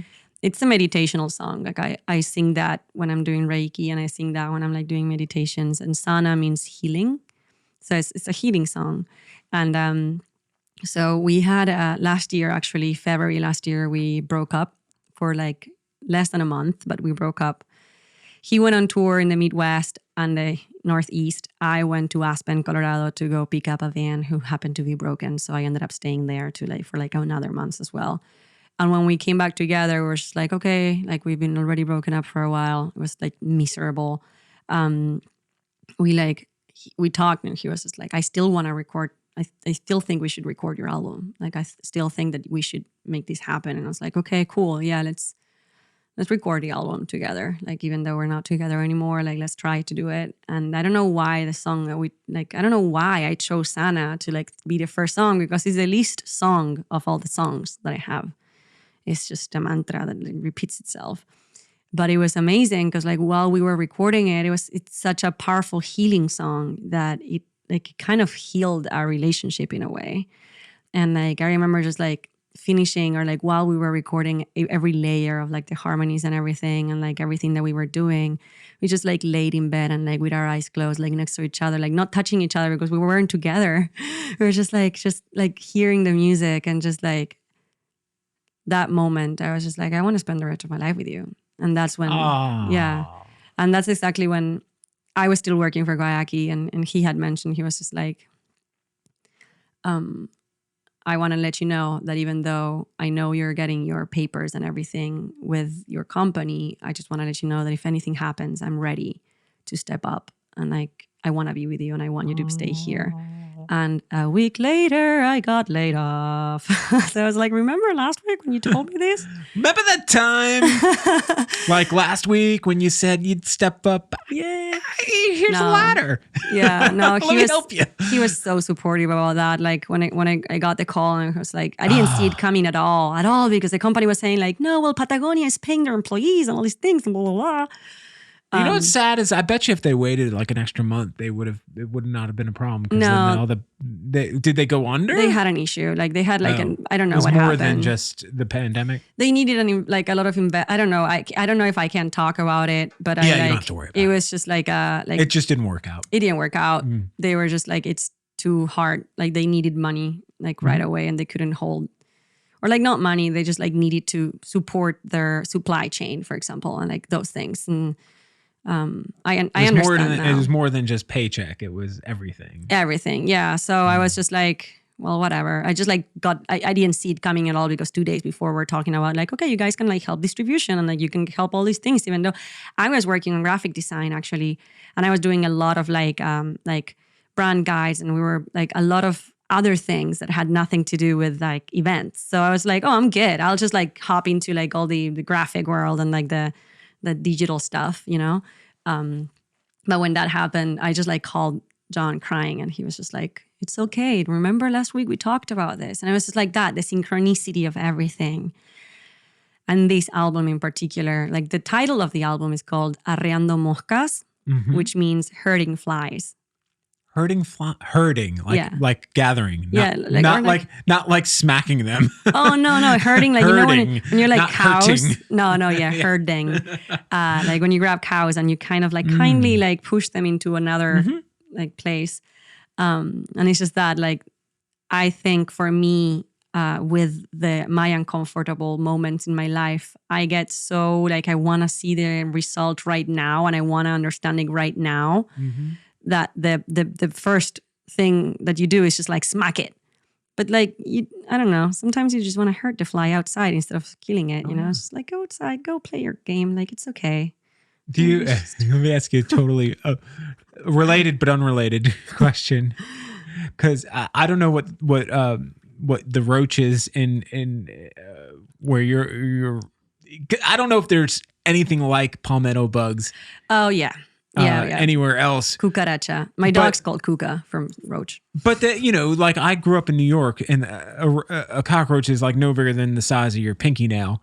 Here, you could put a leash on them. Yeah. They grow beards. They've got personalities. They fly. They open up breweries. I don't know. Yeah, they can jump fly. very long distances and fly. And but I feel I have a hard time like killing them because they're so big. Yeah. It's like killing a dog. Yeah, it's like it feels like that thing's got a personality. I don't know if I could smash it. But I will put a cup over it and like a piece of paper and take it outside and throw it. Yeah. But roaches are weird though, because like I get so illogically scared by them. Yeah, they don't hurt you. Stigma. They don't hurt you. They're just ugly. They're just ugly. Yeah. I mean, the German ones are disgusting. I know that they're like around poop and stuff and that they're like not good. But like the big ones, they're harmless. They're harmless. Like, why are we so scared of them? Right. Yeah. But we'll see a hummingbird, which is not much bigger. Yeah. Like, that thing's amazing. It's true. Just but green. that thing, that brown thing that looks like a crawling turd. No, kill it. End it now. Get it away from me. But yeah, no, I don't know why. I just got like the idea of smashing a fly. Even as I get older, it becomes harder. It becomes harder. Yeah. Like that instant reaction of smashing and ending something's life just because you're like weirded out. Like, why are you in my space? Yeah. Die, ant. Yeah, exactly. There's like Mayan flies. I feel like we all have like our like little bugs that are around our brains, And it's just like it's about dancing with them, not about just smacking them. Yeah, trying to be empathetic and compassionate. Yeah. Everything. Well, that goes back to everything we were saying about just the world in general. Yeah, except like I think that it has to do with that. Just like there's a moment, at least in my life, where I had to make the agreement with the universe that I would stop demanding answers from it and say like, you know what? I'm just going to trust you. I'm just going to trust that like, if I am here right now and I am here and I'm fine and everything's good, I'm healthy. I mean, like, I know there are a lot of like these unfortunate things that happen throughout our lives and events happen and we lose people, we lose stuff, I don't know, there's a lot of loss in life. And at the same time, there's a lot of we're first of all given. Like to lose, you have to be given as well. Yeah. So I just decided to make a pact with the universe, and it's like, I'll trust you. I'll be here. I'll just like stop trying to get answers from you and just like let myself float in the ocean. And if I see land, if I want to swim to it, I'll swim to it, and if not, I'll keep floating until something shows up again, and I'll know. I'll just like pay attention from here now, and I'll know what to do when the time comes. Has there been anything in your life that has become kind of, I'm not going to call it an anchor, maybe more like a rock, but something that has solidified where you would have a harder time? And I the obvious answer would be your husband, but I mean like maybe it is music or something like that. Is there a part of your life now that's become a lot more like, I don't know if I would want to give this up or float away from it? Yes. I've actually started working in Woodlands Nature Reserve, which I don't know if you've heard of it. No. It's a reserve that is in like past West Ashley, like in front of Magnolia Plantation. It's where they had like Skinful and Into the Woods and Woodlands. Yes, okay, I've been there. I actually saw Little Stranger there. Oh yeah. I have pictures I took of that cool. festival with was it Andy Frasco was part of that too? I don't remember. It was like a 2-day festival. Into the Woods was 2 days. I think Skinful was one. Skinful, they both played. They were like a week apart from each other. Yeah. And I live pretty much right across the Ashley River from that. So on a good night, I can hear from my house like distant like music. Like you can't really make it out, but you could tell like, oh, that's drums or something like that. Like you could kind of faintly hear it. Yeah. But that whole thing. So I didn't. Okay, so you it's work a magical land for that land. Yeah, which was like very amazing because like I feel like all of the roads of my life that I've been through kind of like had forked into Woodlands right now. Like the most stupid and little detail to like the biggest and broader picture. Like I've been working before I worked for Guayaquil, I worked also for Red Bull in Argentina for a couple of years as well. So I had been like in marketing and events and like just offering nurturing, functional. I guess Red Bull was more functional than nurturing. Like beverages and like just, I don't know, offering a space where people can actually express themselves, because that was big in Red Bull. And it was like also when we started working for Guayaquil, it was similar. Community building, the idea of having a space where we can actually like observe nature and be a part of nature and be regenerative. So it's like a 6,000 acres land that has like, I don't know if like 200, 300 or 400 acres they have like separated and allocated for events and ecotourism. So you can go out there and like do different tours and all these things and blah, blah, blah. And a year ago, when I stopped working for Guayaquil, we got married and we went on a honeymoon out there with John. And we invited Kevin and a couple friends. Jared from Moldy Brain? DJ Moldy Brain. I might. He's the best. If you ever have the chance to have a conversation with him, just listen to his voice, because he's the most soothing human being in the world. Like he's just like this magical being. So Jared and his girl came into our honeymoon and we had like a little mushroom hike. And we were just like walking around like the land and everything. And I was just so fascinated by the land. And I had talked with the owner about like different things that like snakes and like bugs and these things and trees and stuff. And I was just like talking about it. And our joke was like, oh, I work here. Yeah, I know all these things. Like, so over here in this trail, like I have these things and that. And I've always wanted to work there. And like, just because I really believed in the power of like regenerative community service, like the idea of having a space where you're in touch with the nature and one another and expressing music or art or whatever. And the fact that we had this space so close, because like 25 minutes from downtown, like it's so close. You can go camp, you can go paddleboard, and they actually care about like nature. They don't just throw chemicals on like the ant hills, the fire ant hills. They just actually like take care of it in a way that is sustainable, and like they take care of each other as well. And I, as soon as the second I got my green card, I got a picture. Like John told me, it arrived. I was in Woodlands helping out with like one event, and like they were just like, okay, you're working here now. I was just like, hell yeah! It's like manifestation, like instant manifestation of dreams, like right away. And like I studied industrial design, so like everything that has to do with decoration and setting up and building like spaces and everything I'm in love with. I had built a lot of stages for Guayaquil, and then we have like this, I'm managing concessions there now, and it's an empty container that I have to like deck out and build and like do all these things. So cool. And also like bring on like all these like nutritious, like new like snacks and things that I want to sell in concessions, plus like sometimes help with the like events, like whatever. Like I go play music there as well, and I get to go camping, and it's just like everything right now that I've always wanted in my life, like from nurturing to like projects that I want to see grow to the people that I'm working with and everything. I'm just like, I was so scared of settling anywhere because I've been on the go my entire life. Just like if it wasn't here, even in Buenos Aires, I was like moving from my mom's house to my dad's, to my aunts, to my cousins, to my like, I was always just moving between houses to Aspen to like, and then all of a sudden I stopped running away from myself. And I realized that there was another infinite, because I always thought like, how can I choose a place when the world is so big and there's an infinite places that I can find. Yeah.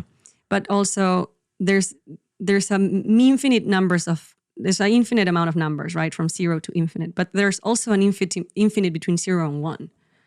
Mm-hmm. So I can choose a space and go to the infinite as well. Like go to like as deep as I want. Yeah. And you can, even something as simple as your own home. Mm-hmm.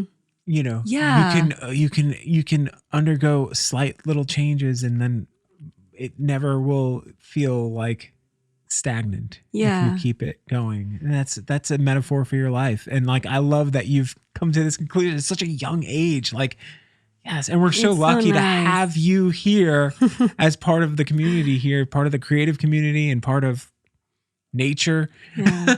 I mean, like, I feel that the reason why I'm bringing up woodlands is not only the job itself, but what it represents. I think that the idea of being able to put my talents into service, and sometimes that service means like, oh, I'm playing music, and maybe I wake a certain emotion on someone, or maybe my service means hosting an event, or even just like opening the door to a kid that has popcorn in his hands, like whatever, like sometimes putting yourself into service for the community, it can shape itself into different ways. But at the end of the day is being connected to that moment and like being actually able to enjoy the fact that you are a part of a community and that you are a part of something bigger and beautiful. And I think that's my favorite thing about Charleston is that the community here, it's so beautiful. When I see Little Stranger, Little Bird, Presley from Baby Yaga, Babe Club, Maya Gold, just like Looser Crease and like Abstract Dot Rapper, like all these like super cool human beings who just want to gather and they just want to have fun with each other and enjoy being humans. And they are so connected to their senses. And it's just like, how can we turn this into a game, And like, I can see the sparkles in their eyes and like just enjoying what they do and giving each other space to do so. Because they're all just like, oh, hell yeah, you come like singing my song. And why don't you come to my concert? And like, blah, blah, blah. Now I see it in girls. And that's why I'm so excited about FemFest. Oh, yes. Because I think that that's the biggest thing that I learned from men. Men take playing so seriously. Yeah. And like, I think that me as a woman, I sometimes find myself like caught up on so many things that I like. We like organizing, and at least me, I like knowing that like I'm going here, there. I want to make sure that things are like blah, blah, blah, blah, blah. But, and I forget that like the reason why I'm doing this is because I want to have fun. And when the main reason is fun and like joy, then everything else is irrelevant. Like, it doesn't matter if I'm better than this or less better than that, or if I hit a note right, like maybe I messed up the lyrics, like whatever. That was not the intention. My intention wasn't to be perfect. My intention was to enjoy. Oh yeah. Period. You just made my heart like just so warm and happy. Just all of everything you just said. Like, I don't even know how to even. There's nothing I even need to add on that. That's wonderful. It's so exciting. But I love the perspective that you brought to it, and you verbalized so much of what I have been talking about. And I love when I try to find out why people settle here, because I've settled here, and I'm like, man, there are so many people that are similar to you as far as they've been all over the world, and they end up here, and I'm like, why? Like, not that I'm confused as to why, but like, I want to know why. Like, and your why is amazing. Like, that's just, it's wonderful. It's beautiful. I'm so glad that this time in your life of you coming to these realizations of where you are right now happen to be here and happen to be with the people that make this area so wonderful. Yeah. Like, you're surrounded by so many wonderful people.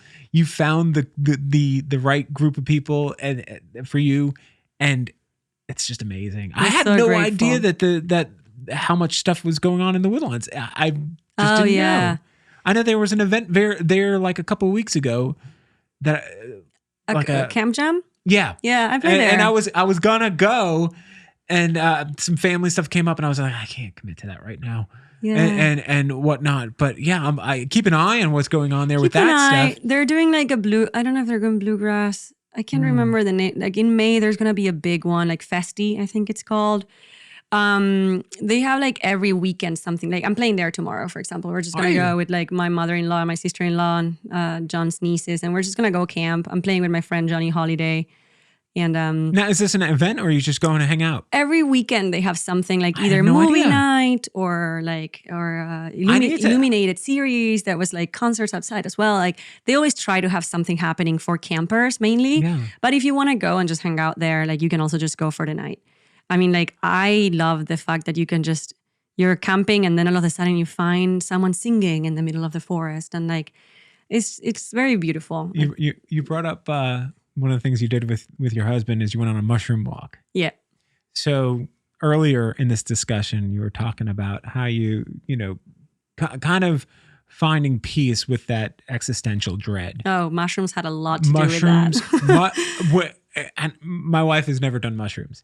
And so when I tell her that, like, what I'm about to tell you is like my existential crisis moment that came when I was like maybe early 20s, and my comfort with life and death and just existence in general, like, came through a mushroom trip. It came like this understanding, and not even so much like, oh, here's the answer. It's more of like, I'm at peace with this. Yep. Came from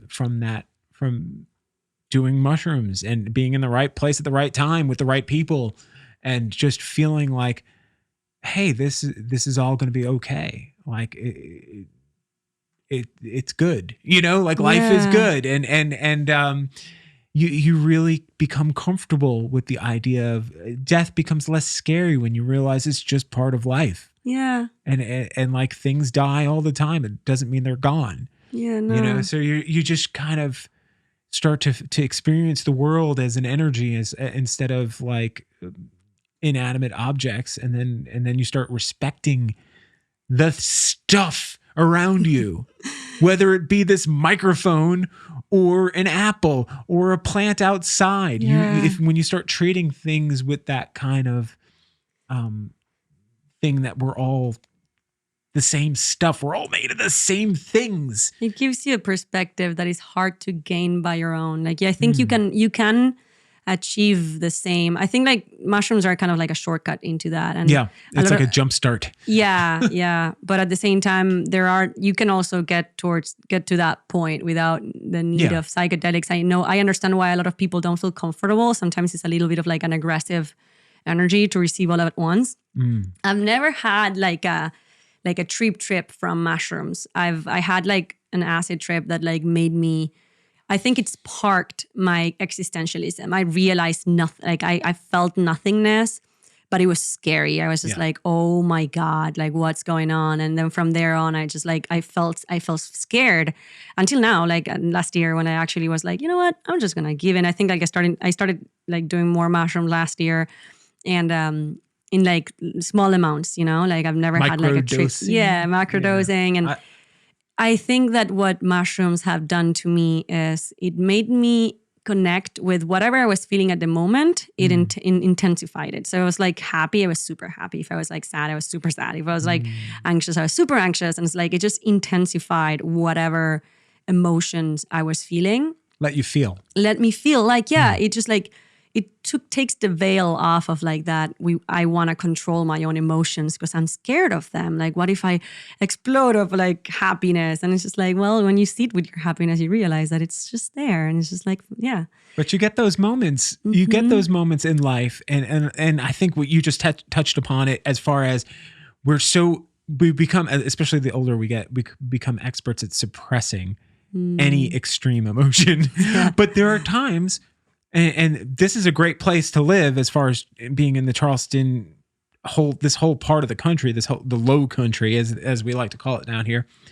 There are times when you'll be driving down a beautiful road, be going up 61, or you go over or one of the overpasses or bridges, going over to James Island or Johns Island, and you get that overwhelming feeling. Like you see the beauty, the light might be hitting things right, and just the world just kind of shows itself to you in the perfect light, and you get that feeling that, oh, this is all good. You know, you get tinges of that feeling if you let it in. You know, and that's without mushrooms. Yeah. Another moment, me and John always talk about this, that is hilarious, because like he called it the tingles. The tingles, yes. The hair stands up on the back of your neck. I called it the soul caress in Spanish, la caricia del alma. Oh, I like that. Yes. Wait, say that again. Caricia del alma. And it's just like soul caress. And it actually comes from when it always comes, like it has someone explaining something. It's always someone who's older. Like, I don't know why. We like to mansplain, us old people. Yeah, but no, like older, I mean like a 70 or 80 years old. Like, you know when like someone's on the phone, it's like, okay, so you need to take this road, or like, And have you ever heard someone explaining something to you with so much like cuteness or like love that you're just like, just keep talking. Just keep talking. Those moments too are like the ones that I'm just like, it's like that fuzzy moment, like the tingle. It tingles. Yeah. There's I don't know if it's a human nature where we like to impart something we've learned and experienced on other people. Yeah. And there's a weird, I joked and I said, it's mansplaining. Mansplaining is different. Obviously, different. It's not the same. But it's not even like explaining something important. It could be just like, do you know where this like street is? Like, oh yes, dear, come here. And they take the time That's to right. give you that. Yeah. Yeah, but it's just like, you're just like, keep talking. Yeah. Yeah. And I love that. That's a wonderful thing to pick up on. But mushrooms are a magical medicine from Earth. Yeah. They're not for everybody, I imagine. Yeah. I mean, like for example, I know that there are like tobacco ceremonies. Like there's one specific one in Brazil, in the Amazons, that they use tobacco ashes to set the intentions before different ceremonies, or like before ayahuasca or before mushrooms on San Pedro, like different cactuses, whatever. You start by having tobacco like ceremony, which is like it sets the intention. And tobacco is a masculine energy plant, and it's supposed to be released. You're not supposed to take it, because like masculinity is about giving, not receiving. So that's why they say that when you're smoking and you're actually like bringing it into your lungs, it really hurts you, not only because it like cancer and all the bad things, but it's also tobacco. It's supposed to be like released. So like a cigar is more the right way to experience tobacco. Or like the pipe, like when the communities, like indigenous communities use it, it's more about like the moment when they release the smoke, not inhaling it, but like they do like the release and the way they do it. And this one in particular is with tobacco ashes, and they're blown into your nose. What? Yeah, it's very aggressive. Well, I've received it a couple times, and it's just like it cleanses your sinuses like crazy. Like it's insane. It's just like you blow your nose afterwards, and like everything comes out. But for me, it's so aggressive that like every time I'd had hape, I'd thrown up like right away. I could understand why. Yeah, it doesn't sound like no, but a lot of people, it's great for sinuses. For example, when you take your cayenne pepper shot, like it's for the immune system. Like you can take it and it's okay. I actually just had a session pepper shot the other day, and I thought I was dying. I was like with two like friends in freaking Xiao Bao biscuit, and we were like having dinner, and my friend had worked there, and they used to put it in the beer. So I was like, oh, let's get that beer with the that actually sounds great. Yeah, session pepper is like kind of like numbs your mouth. It's kind of like echinacea in a way. Yeah. But this time they brought a shot and the beer, and I thought that it was a shot of whiskey. I didn't know, because the last time I saw it, it was in the beer. So I didn't know that was the session pepper shot. And I shot it, and I looked at them, and it was so hilarious because like the guy had like Snell, who I had next to me, and then Johnny Holiday, who I'm playing with tomorrow. He's also part of the Wildflowers, was in front of me. Johnny has this like tough man, like motorcycles, like personality. And then Snell is like, he's so cool and so adorable. And like, I love him. He's like my little teddy bear friend. Like I love him. And he was just like so Snell was holding my hand. I was just like, I can't breathe.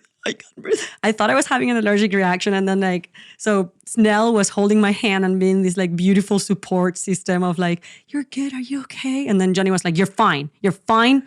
You're fine. So I had like mom and dad just like holding me. It was like, okay. After like 3 minutes, I was like, okay, I can breathe again. Wow. It was just like scary. So intense. I was like, I had a life-death like experience with pepper. Yeah, that is wow. Yeah, there's a tolerance where you get to a point where you're like, oh yeah, I can take this, and then you're like, oh no, I made a big mistake in my life. Yeah, there's gonna be lots of regret here. And with psychedelics, I feel like more often than not, you're just like, oh, too much. Yep. Okay. I found I don't do a lot. I don't do much of any of the like psychedelics anymore, because something happens when you get to a certain age where maybe I'm wrong. Just me. I shouldn't say something happens to everyone. Something happened to me where you just you kind of like, okay, I've done that.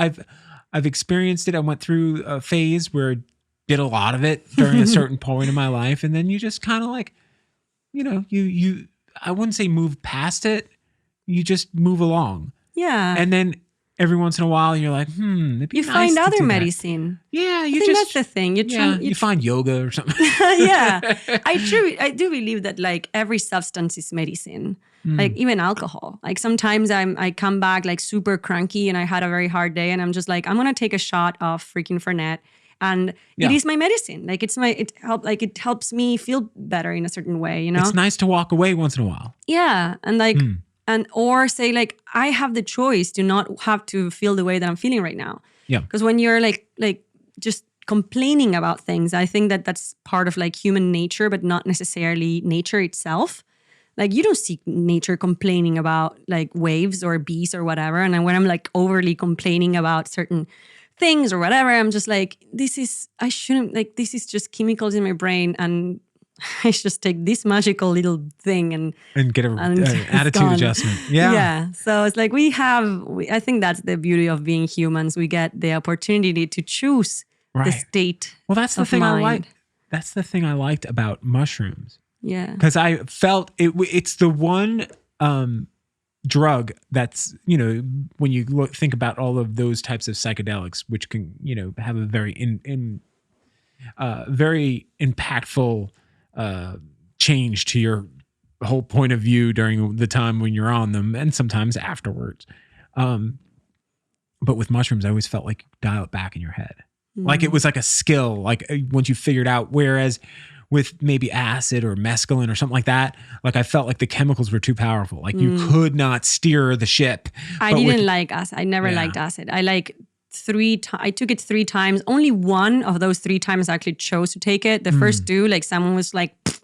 I'm like, this is consciousness rape. Fucked up. Yeah, it's so bad. Like you can't just do that. The first one were my friends, so it was okay. The second one was the first time. It was funny. It was kind of funny. It wasn't that bad too because it wasn't that like strong, so it was okay. But the second time was like my boss at that time. I was working as a bartender in an event, and he thought it was like funny. I don't know why. He was like young, and he was like, "Open your mouth." I was like, "I'm in the middle of my shift, dude. Like, what are you doing?" And it was weird. It was just weird. Never mind. Yeah, consent. That is that. Well, yeah. Dosing people is just wrong. Always. It's always wrong. Even when you think it's funny or you think the person will get it. No. Yeah. If you're listening to this, please don't do that. Don't dose somebody. No. Because you don't know. They might have something important to do. I got so mad. Maybe they're not ready, as you say. Like sometimes you're not ready to receive that information, like you're actually, I think that's what it does. Like psychedelics in general, like all sorts of different medicine, they just alter the way that we receive information, right? Yeah. Like it's just like it switches our software in a way that we perceive and process information in a different way. So it's like it opens like gateways or whatever, where in mushrooms at least, like you can actually like do perceive death in a way that is different. And I had a moment on mushrooms that I was like on my own and I started painting, and that was the moment when I realized like, oh, what do I want to do now? Like, I don't have to do nothing. I'm just going to sit here and wait until something comes up and I'm like, I want to do this right now. And I started painting this like beautiful painting of like, it's gigantic of mushrooms. And now I can't frame it because it's too big. It's too big. I love it. But that's what it actually does. It's just like makes you process your information in a different way, and it gives you the opportunity to like perceive, unfold all that information differently. So sometimes you're not ready for that. Sometimes, like as you say, like it's not up to me to say when you are ready or not to receive certain information. And I think with everything that is happening right now in the world, with like all this, like the gap that we have between people and like the way that we're perceiving each other, and just like, I am not from here. So like the whole like Democrat and like Republican fight that like like things are happening right now. I don't see them the same way that I think someone who's from here do. But at the same time, it's just like, it's so hard to look at each other and say like, okay, this is your process.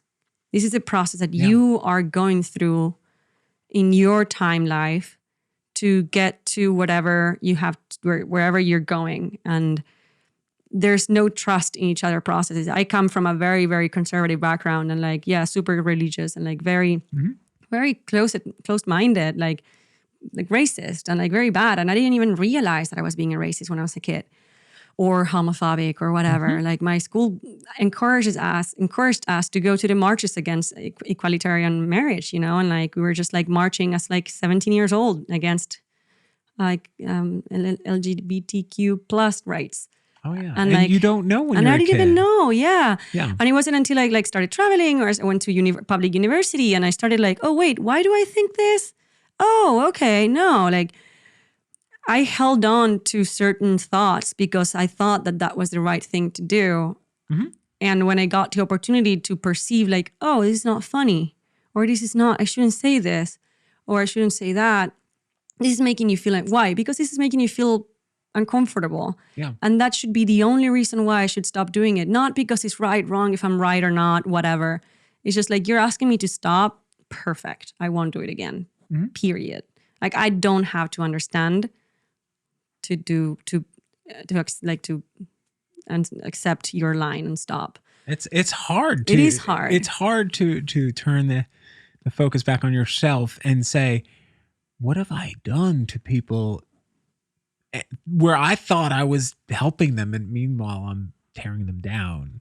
Yeah. And I think about that kind of stuff all the time, because as we grow older, and as the world starts to learn more and more about empathy and tolerance, and as the world becomes a smaller place because of the internet and kind of a forced globalization that we're going through, you really start to think about all the things that you were given and all of the ideas that were planted into your head. And it's not because your parents were bad people. No. Because that's what's put in their head, and that's what was put in the heads of their parents, and it's been passed on through generations, because that's how they used to govern people, is through like fear and all of these things, and it gets manipulated and taken to a point where you don't even know why. Like you don't know why you think that a man should not lay with another man.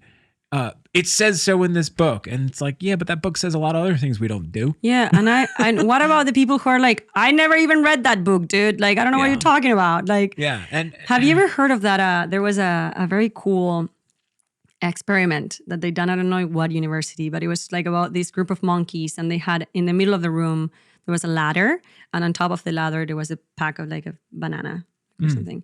And so every time a monkey when try to go up the ladder, they would spray them with water, like super high pressure water.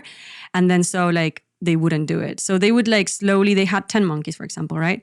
And they did it to the first one tried, they did it to all them all. And then they just like started taking one monkey out and putting a new one. So when the new one came in and tried to go up to the ladder, they all beat him up because they didn't want to get water sprayed.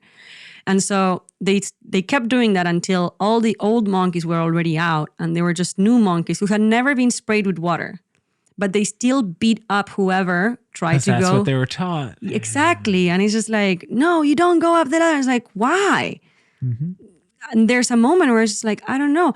And that's the thing. It's just like, I like to believe, and maybe I'm like, that people chose certain belief systems based on whatever they had available at the time. Right. Maybe it was like a mental availability, like they literally couldn't, like their binary way of perceiving life was so limited, and that was everything they could do. Like the idea of witches, like men couldn't perceive the fact that a woman was just smart enough to have her own business, so she must have had a pact with the devil, and she's a witch, let's burn her. Like, it's insane to me to believe that they couldn't even imagine that a woman could be just independent, and that's it. So it's like, well, that doesn't serve us anymore. Like we need to constantly be checking in with ourselves and saying like, we need to, same thing, like storage units, let it go. Yeah. Do you need it? No, let it go. Let it go. If you were to ask yourself, why do I feel this way for a lot of the decisions you make in your life, you'd probably make a lot better decisions. Yeah. You know what I'm saying? If people were, there's something to following your gut. There's something to following your heart. Yes. But try to find out why. Yeah. Try to figure out why you're obsessed with a hummingbird. You know, trying to discuss and figure out, like, as we did, sitting here talking about all the things we love about hummingbirds and all the things maybe we don't like about cockroaches, but why? You know what I'm saying? Trying to figure out the why. And then that's basically, that's like, to me, like the road to enlightenment. That's like how you become one with everything, because you start to figure out. Most of the time, the answer is just fear. Yeah. Like, I'm scared because I don't understand. I don't know.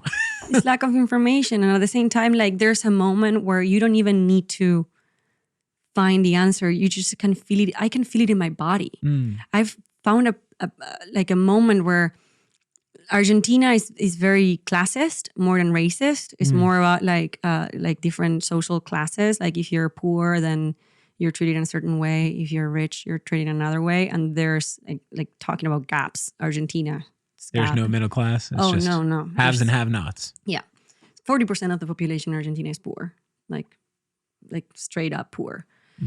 So it's just like, it's so sad. But at the same time, it's just like, we grew up making all these jokes that, like, they're just part of the I don't know, they're just part of, like, every day. You're just like, you say these things out loud. But then, like, you start, there's a moment where I started feeling that like I would stutter, like, literally, like, before saying it, and then I would still say it. I was like, that didn't feel right. And you could feel it inside. And, like, at that point, it's just like, if it doesn't feel right, then you should probably not say it. Yeah. It doesn't matter if the person that you have in front might get hurt or not. It's like, it's just another straw. I was talking to a friend last week about, like, he's a rapper as well, and, like, objectifying comments about women in rap. Yeah. And he was saying, like, it's part of the culture, you know, like, that's what, like, we just say certain things. And it's like, I'm not meaning about, like, I'm not talking about anyone in particular. It's just, like, part of this and that. And it's like, I know it's not harming anyone, but that's what we all think when you throw a straw in the floor. It's just one straw. But now there's an ocean of straws. Yeah. Like an island of straws in the ocean floating. And, like, you have no idea what a misogynist comment might do to someone else, especially when you do music and you have no idea who's going to listen to that, who's going to look up to that phrase and just say, like, I love you so much that everything that you say is right. And that's what happened when you, like, with famous people, or, like, even the president. It's like, well, if the president's saying it, then it must be right. And we just, like, attach certain things to the person just because we look at that person and we think that that person is more important or whatever. But anyway, it's just another straw and, like, another bottle in the floor, another piece of paper. Like, you can feel it in your body. And you're just like, I shouldn't do this. I shouldn't say that. And that's why I think it's important to pay attention and be present, not only to enjoy, but to be responsible. Yeah. Well, and you owe it to yourself, not just to other people, because yes, you can. It is something that I don't even know what the right answer is to what you're saying as far as specifically to hip hop music, because I'm not in the place where I can say, hey, you shouldn't be saying that. No, because I am having a very different experience than you. So so then I go back to, well, why is somebody saying that? Why did you say that? What does that lyric mean to you? And, we've gone through in my adult years of watching, like, the progression of, like, 90s gangster rap. And then, and as you've seen it evolve over the years, and you've seen it get kind of, you see someone like Ben Folds. Do you know who Ben Folds is? He's a musician, a pianist. He's originally from North Carolina, but he's a fantastic musician. But he did a cover of Bitches Ain't Shit, right? And he sang it with all the words. Like, he didn't sing it like, he sang it as a piano kind of folky song, but he sang it with the same kind of emphasis and everything. And he was singing it and he got to a point while he was performing it that he realized it wasn't landing the way he intended. And, like, it was getting kind of taken by people as an excuse to yell out words they're not allowed to say in public. Yeah. And so after a while, he just stopped playing the song live because he was just like, I don't think this is I don't think I should be doing this. You know what I'm saying? Like, Yeah. I don't think this is for me to be singing and performing for other people like this. And it's sad because in one hand you're like, well, you should be able to sing it. But in the other hand, you're like, well, maybe that was someone else's feelings that are appropriate for them at the time and should be left with them. And maybe that shouldn't be celebrated by some white kid from North Carolina. You know what I'm saying? Like, but I mean, it's up to them. tough. And that's the thing. I think like that's when you have to trust the artist. Yeah. And it's just like, why are you doing the thing that you're doing? What's their intention? What's Yeah. your intention behind your words? If it's like, because comedy, for example, I do believe in the power of comedy and like being like, you're supposed to feel uncomfortable with jokes. Yeah, That's what jokes are for. A comedian's job is to take the unsaid and say it. Yeah. The in a things way. that you might have thought or felt and say it in such a way that makes you so uncomfortable that you laugh. Yeah. So that's what I'm saying. It's just like, that's when it comes the point of like trusting the process of someone else. And especially like in this time where like there's so much like canceling and hating and like everyone's just have so many comments about each other all of a sudden. It's just like there's a point where we just have to trust our intentions. And that's why I'm just talking about myself. I'm like, hear yourself. I'm never gonna go and judge. Like if a person judge, like if my intention is, and by the way, I love this rapper and I love him and I love his music. And I don't at all think that he is misogynist at all, like nothing. I'm just like more, the conversation came up. Yeah, no, And we were I just get talking it. about like the impact of certain phrases and stuff. And at the end of the day is when you are choosing to use a certain word, does it feel right? Then use it, then do it. Perfect. I trust your process.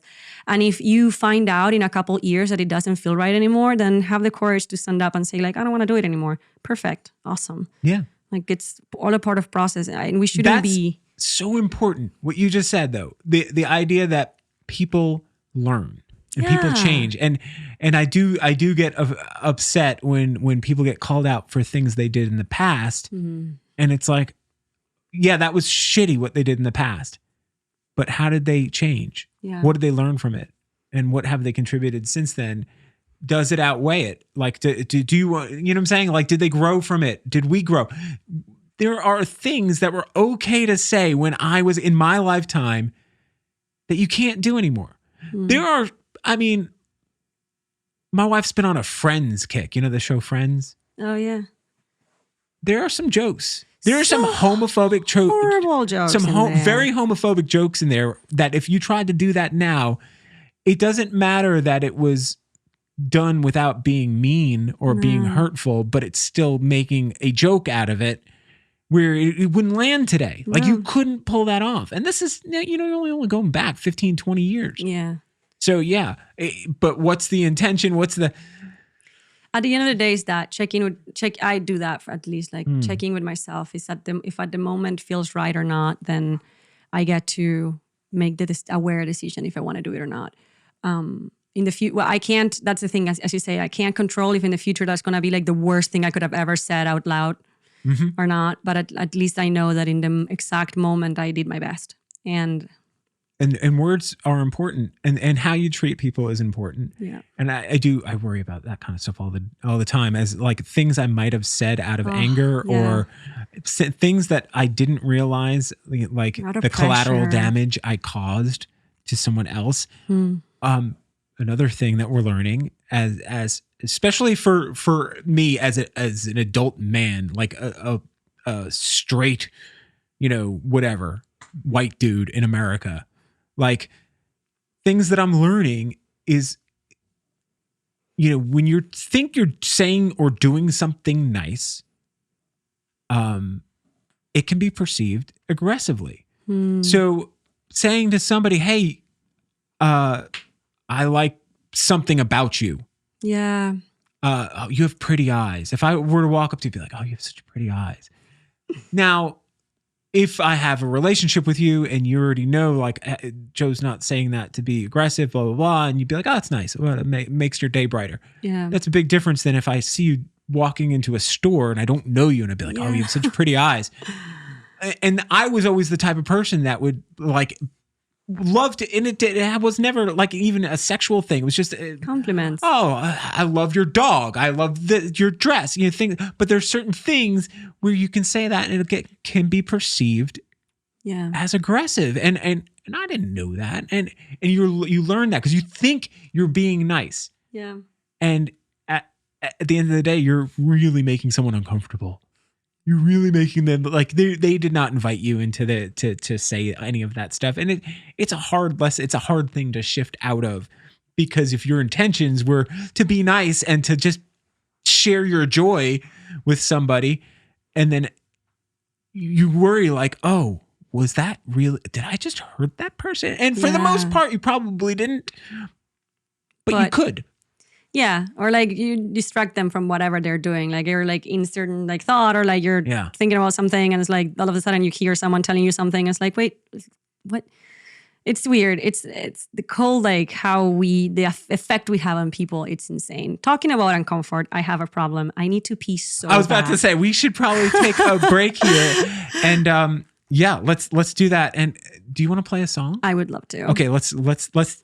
For the people listening, it's going to be a snap, but we're going to take a minute, reset, take care of life. Welcome back through the magic of recording technology. All things are set up. We're ready to go. Tell me a little bit about the song you're going to play first. I'm going to play that Hummingbird song. Oh, wow. Exclusive. Yeah, I haven't played it. Well, I played it live. I played it in Camp Jam too. I really, really do love this song a lot. And other than hummingbirds, let's see what you think it talks about. I like playing this game. Okay. Okay.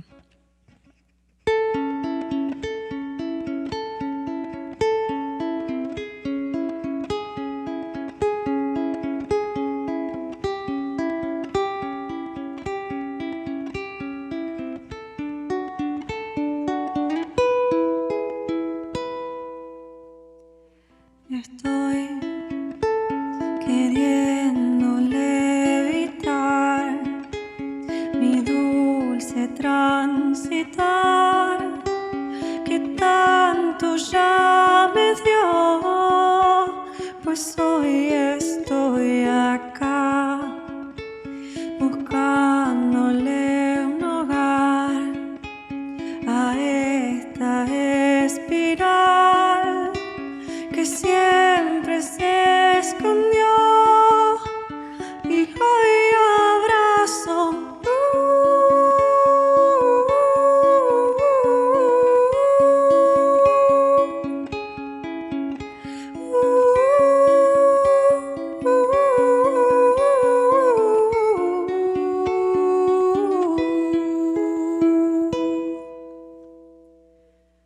Pensar que quise silenciar la lluvia al despertar, mi cielo me pidió seguir soñando a Dios, le fui a cuestionar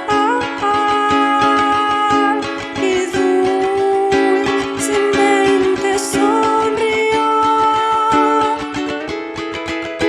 Abrió su mano y de ella un picaflor salió y simplemente lo seguí.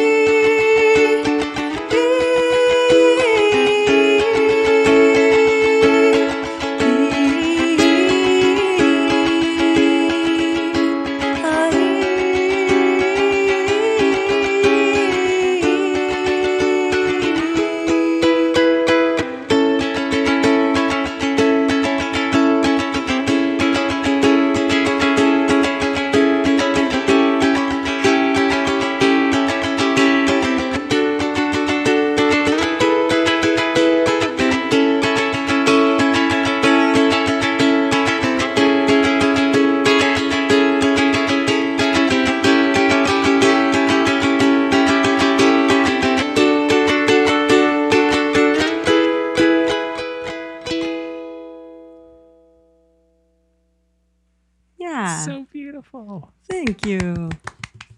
All right. So I have no idea what you were singing about. So I can only go by the feeling. And it was almost, it felt like almost all right. The feeling I got was longing or not loss, but letting something go. Am I Nice. close? Yeah. Oh no! Yeah, Really? you're close. The last time someone said hope, and I liked it too, and hope. letting go. But it is true. It's about letting go the need of control. Like just letting go of control. There's a phrase in the song that says, I went to question God, and he just very kindly smiled back at me. He opened his hand, and from it, a little hummingbird flew away, and I just simply followed it. Wow. Yeah. It's about letting go in a way. So that's. I love music. Yeah. I just love that. Like, yeah, you don't have to know the words No. to understand the feeling. Yeah. And that's why music is so powerful. And thank you so Thank much you. for sharing this song. I feel like we got to talk all about this, and then you get to play the song, and we get to hear it. We get to hear your wonderful voice, and your uke is really cool looking. Yeah. John gifted it to me It's for beautiful. a Christmas once. I love it. It's like my favorite instrument I have by far. I haven't named it yet, actually. I normally name everything. I'm going to think about it. It's got a Lanakai. I guess that's a That's Hawaiian. a brand, I think. Yeah. Yeah, I don't know much about it too. It's like one of those things that it's like I don't need to understand it, but that's just me being lazy. Well, yeah, no, but there's a value to that as far as like you don't have to know everything about something to love it. Yeah, You can just love it for what it is and what it means for you in this time, and that's part of being present, right? yeah, that is true. You don't have to get so wrapped up in the minutia of everything. Yeah, it is very true. Tell everybody how they can find you. Where do they learn all about the Wildflowers and you and your art? I mean, like, I think that my preferred platform is Instagram. Mm-hmm. My Instagram account is Aggie.Flores, which is spelled like Maggie, but with no M. So it's AGGIE.Flores. That's me on Instagram. I'm working on setting up like a Facebook account and everything. I have a friend in Argentina. Her name is Fati. I love her. Shout out to her. She's helping me out with like my social media and just like making sure that I have all my channels and platforms set. We'll be playing next, yes, in FemFest with the Wildflowers, well, some of the Wildflowers, because the other half are going on tour. So we're going to be missing some friends. But Which part, the wild or the flowers? the flowers. I think those are the flowers. Yeah. So you need to just say it's just this the wild. This is Aggie Flores in the wild. Yeah. But we have another amazing flower that is coming in to play with us instead of John and Paul. It's James Frolio. I don't know if you've heard of him. He's going to play instead of John, and then Oleg and Johnny Holiday will still be there. And then next in, Friendly Neighborhood Fest. And that's at the Poorhouse? That's at the Poorhouse. Yeah, we play the 15th. Just 2 days. But I'm excited because it's going to be, I'm very excited about the FemFest one because it's going to be, because we don't have keys and we don't have like John, we're just going to try to do it like way more intimate and a little bit more vulnerable, like, because I don't know, I'm excited to be able to hang out with my feminine energy and like bring out like a little bit more of that. So I think it'll be, well, I went to the first one. I don't know if were you in December. Yeah. Yeah. I at went, Tobin's? yeah, I went the second half. I was working until like 5-ish. So I came in, I think I think I came in right before Baby Yaga started playing. Which was awesome. You probably showed up about the same time as I did. Oh, cool. We showed up right before Baby Yaga. Yeah. And then, so Taylor is on top of this thing. I'm excited to see what she comes up with and the whole crew, the 9 to 5 folks. Yeah. So that's going to be exciting. Yeah. So I believe when this comes out, FemFest will be the weekend that this episode airs. Oh, really? Yeah, I'm dropping it the week of FemFest. So Awesome. So this will come out on Monday, and then FemFest is that weekend.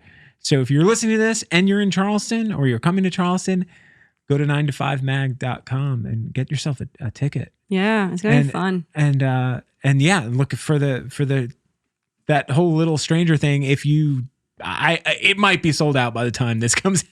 I don't know. Who knows? The shows have been selling out at the Poorhouse. Yeah, and this is they're actually doing inside now too. They're doing indoors. Yeah, they're doing indoors. which is insane. I don't know how I feel about that. But that being said, I'm actually excited because I know that a lot of my friends, like a lot of people had been vaccinated, and there's a little bit more awareness within space and masks. So. And here in Charleston, I'm not Charleston, here in South Carolina, it's open and anyone can go get a vaccine now. Oh, awesome. So anyone as of now. And so I think it's time to start doing those things because we have the opportunity now to get all the people. I'm excited about safe. that. And it's cool. It's going to be, I'm excited that their lineup is very, same thing, like very inclusive. Like you have like so many girls and like so many boys and like all sorts of different people. I'm excited to see Pip the Pansy doing some of her new stuff. I love Pip the Pansy. She is the most fairy, like she's another fairy. I love her so much. Oh, she surprised the hell out of me talking to her. Just the journey that she's been on with her musical career and the struggles she's gone through. And it's amazing that she's still playing music and that like to go through all of what she went through and to still carry on. And you have an episode with her? Uh-huh. I want to hear it. Oh yeah. I want to hear it so bad. We had a really fun time. I've learned so much about her. I just didn't realize. You know how like you just don't know the whole story. You can love an artist and listen to their music or look at their paintings or photography or whatever it is. And then when you get to know like how they made that stuff. Yeah. And the driving force behind it, and it brings it to such a level. Just like hearing your whole life story and everything that's gotten you to where you are here. Yeah.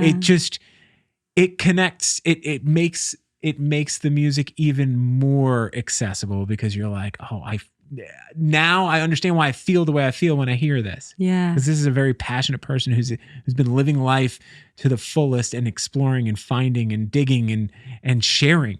And you've been I've been so happy to spend this afternoon talking to you about all of this stuff, and I can't wait to see you in the Wildflowers. And I'm excited too, and I'm super happy to be here. I was nervous when I got here. I was like, how's it gonna go? I don't know what to talk about. And then I was like, I just gonna trust. I know you know what to do, and I loved having a conversation with you and the things that we had talked about have been very, very important to me. I feel like these last couple of years have been just like more and more having this type of conversations with people. Yeah, I think humans are ready to talk about their feelings. Yeah. and you know, finally we're ready to do it. Yeah. Awesome. Well, thank you so much. Thank you.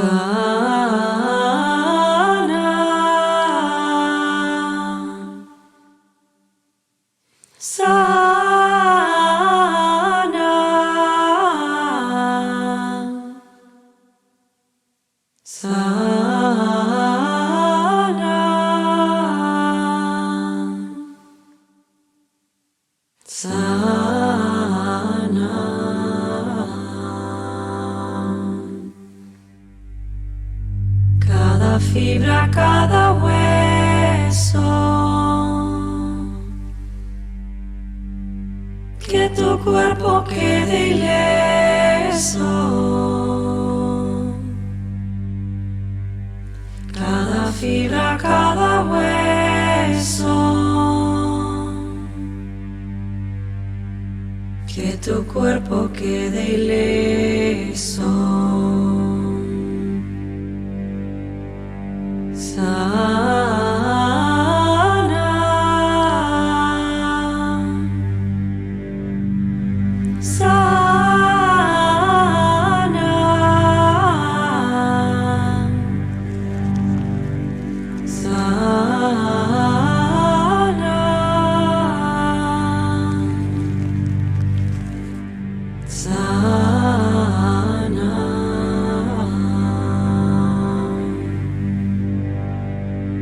Que tu pena y que tu llanto cubra el amor con su manto. Que tu pena y que tu llanto cubra el amor con su manto. Sana.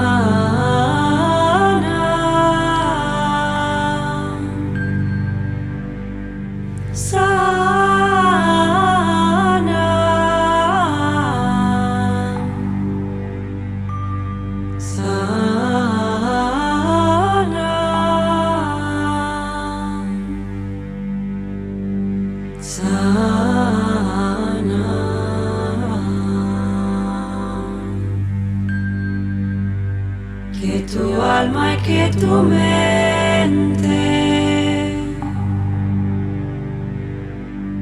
reconecten con la fuente. Que tu alma y que tu mente reconecten con la fuente.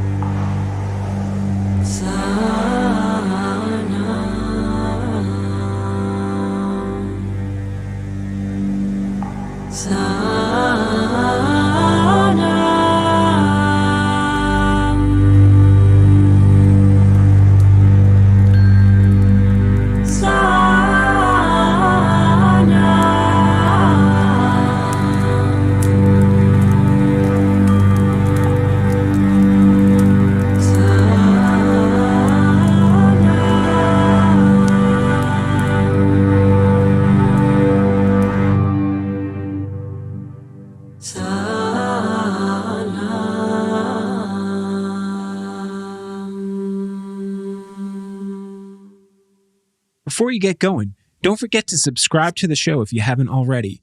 And also, you can check out more at jwnpod.com or follow me on Instagram at JoeLatex. That's at JOEL8X. Have a great day. Peace!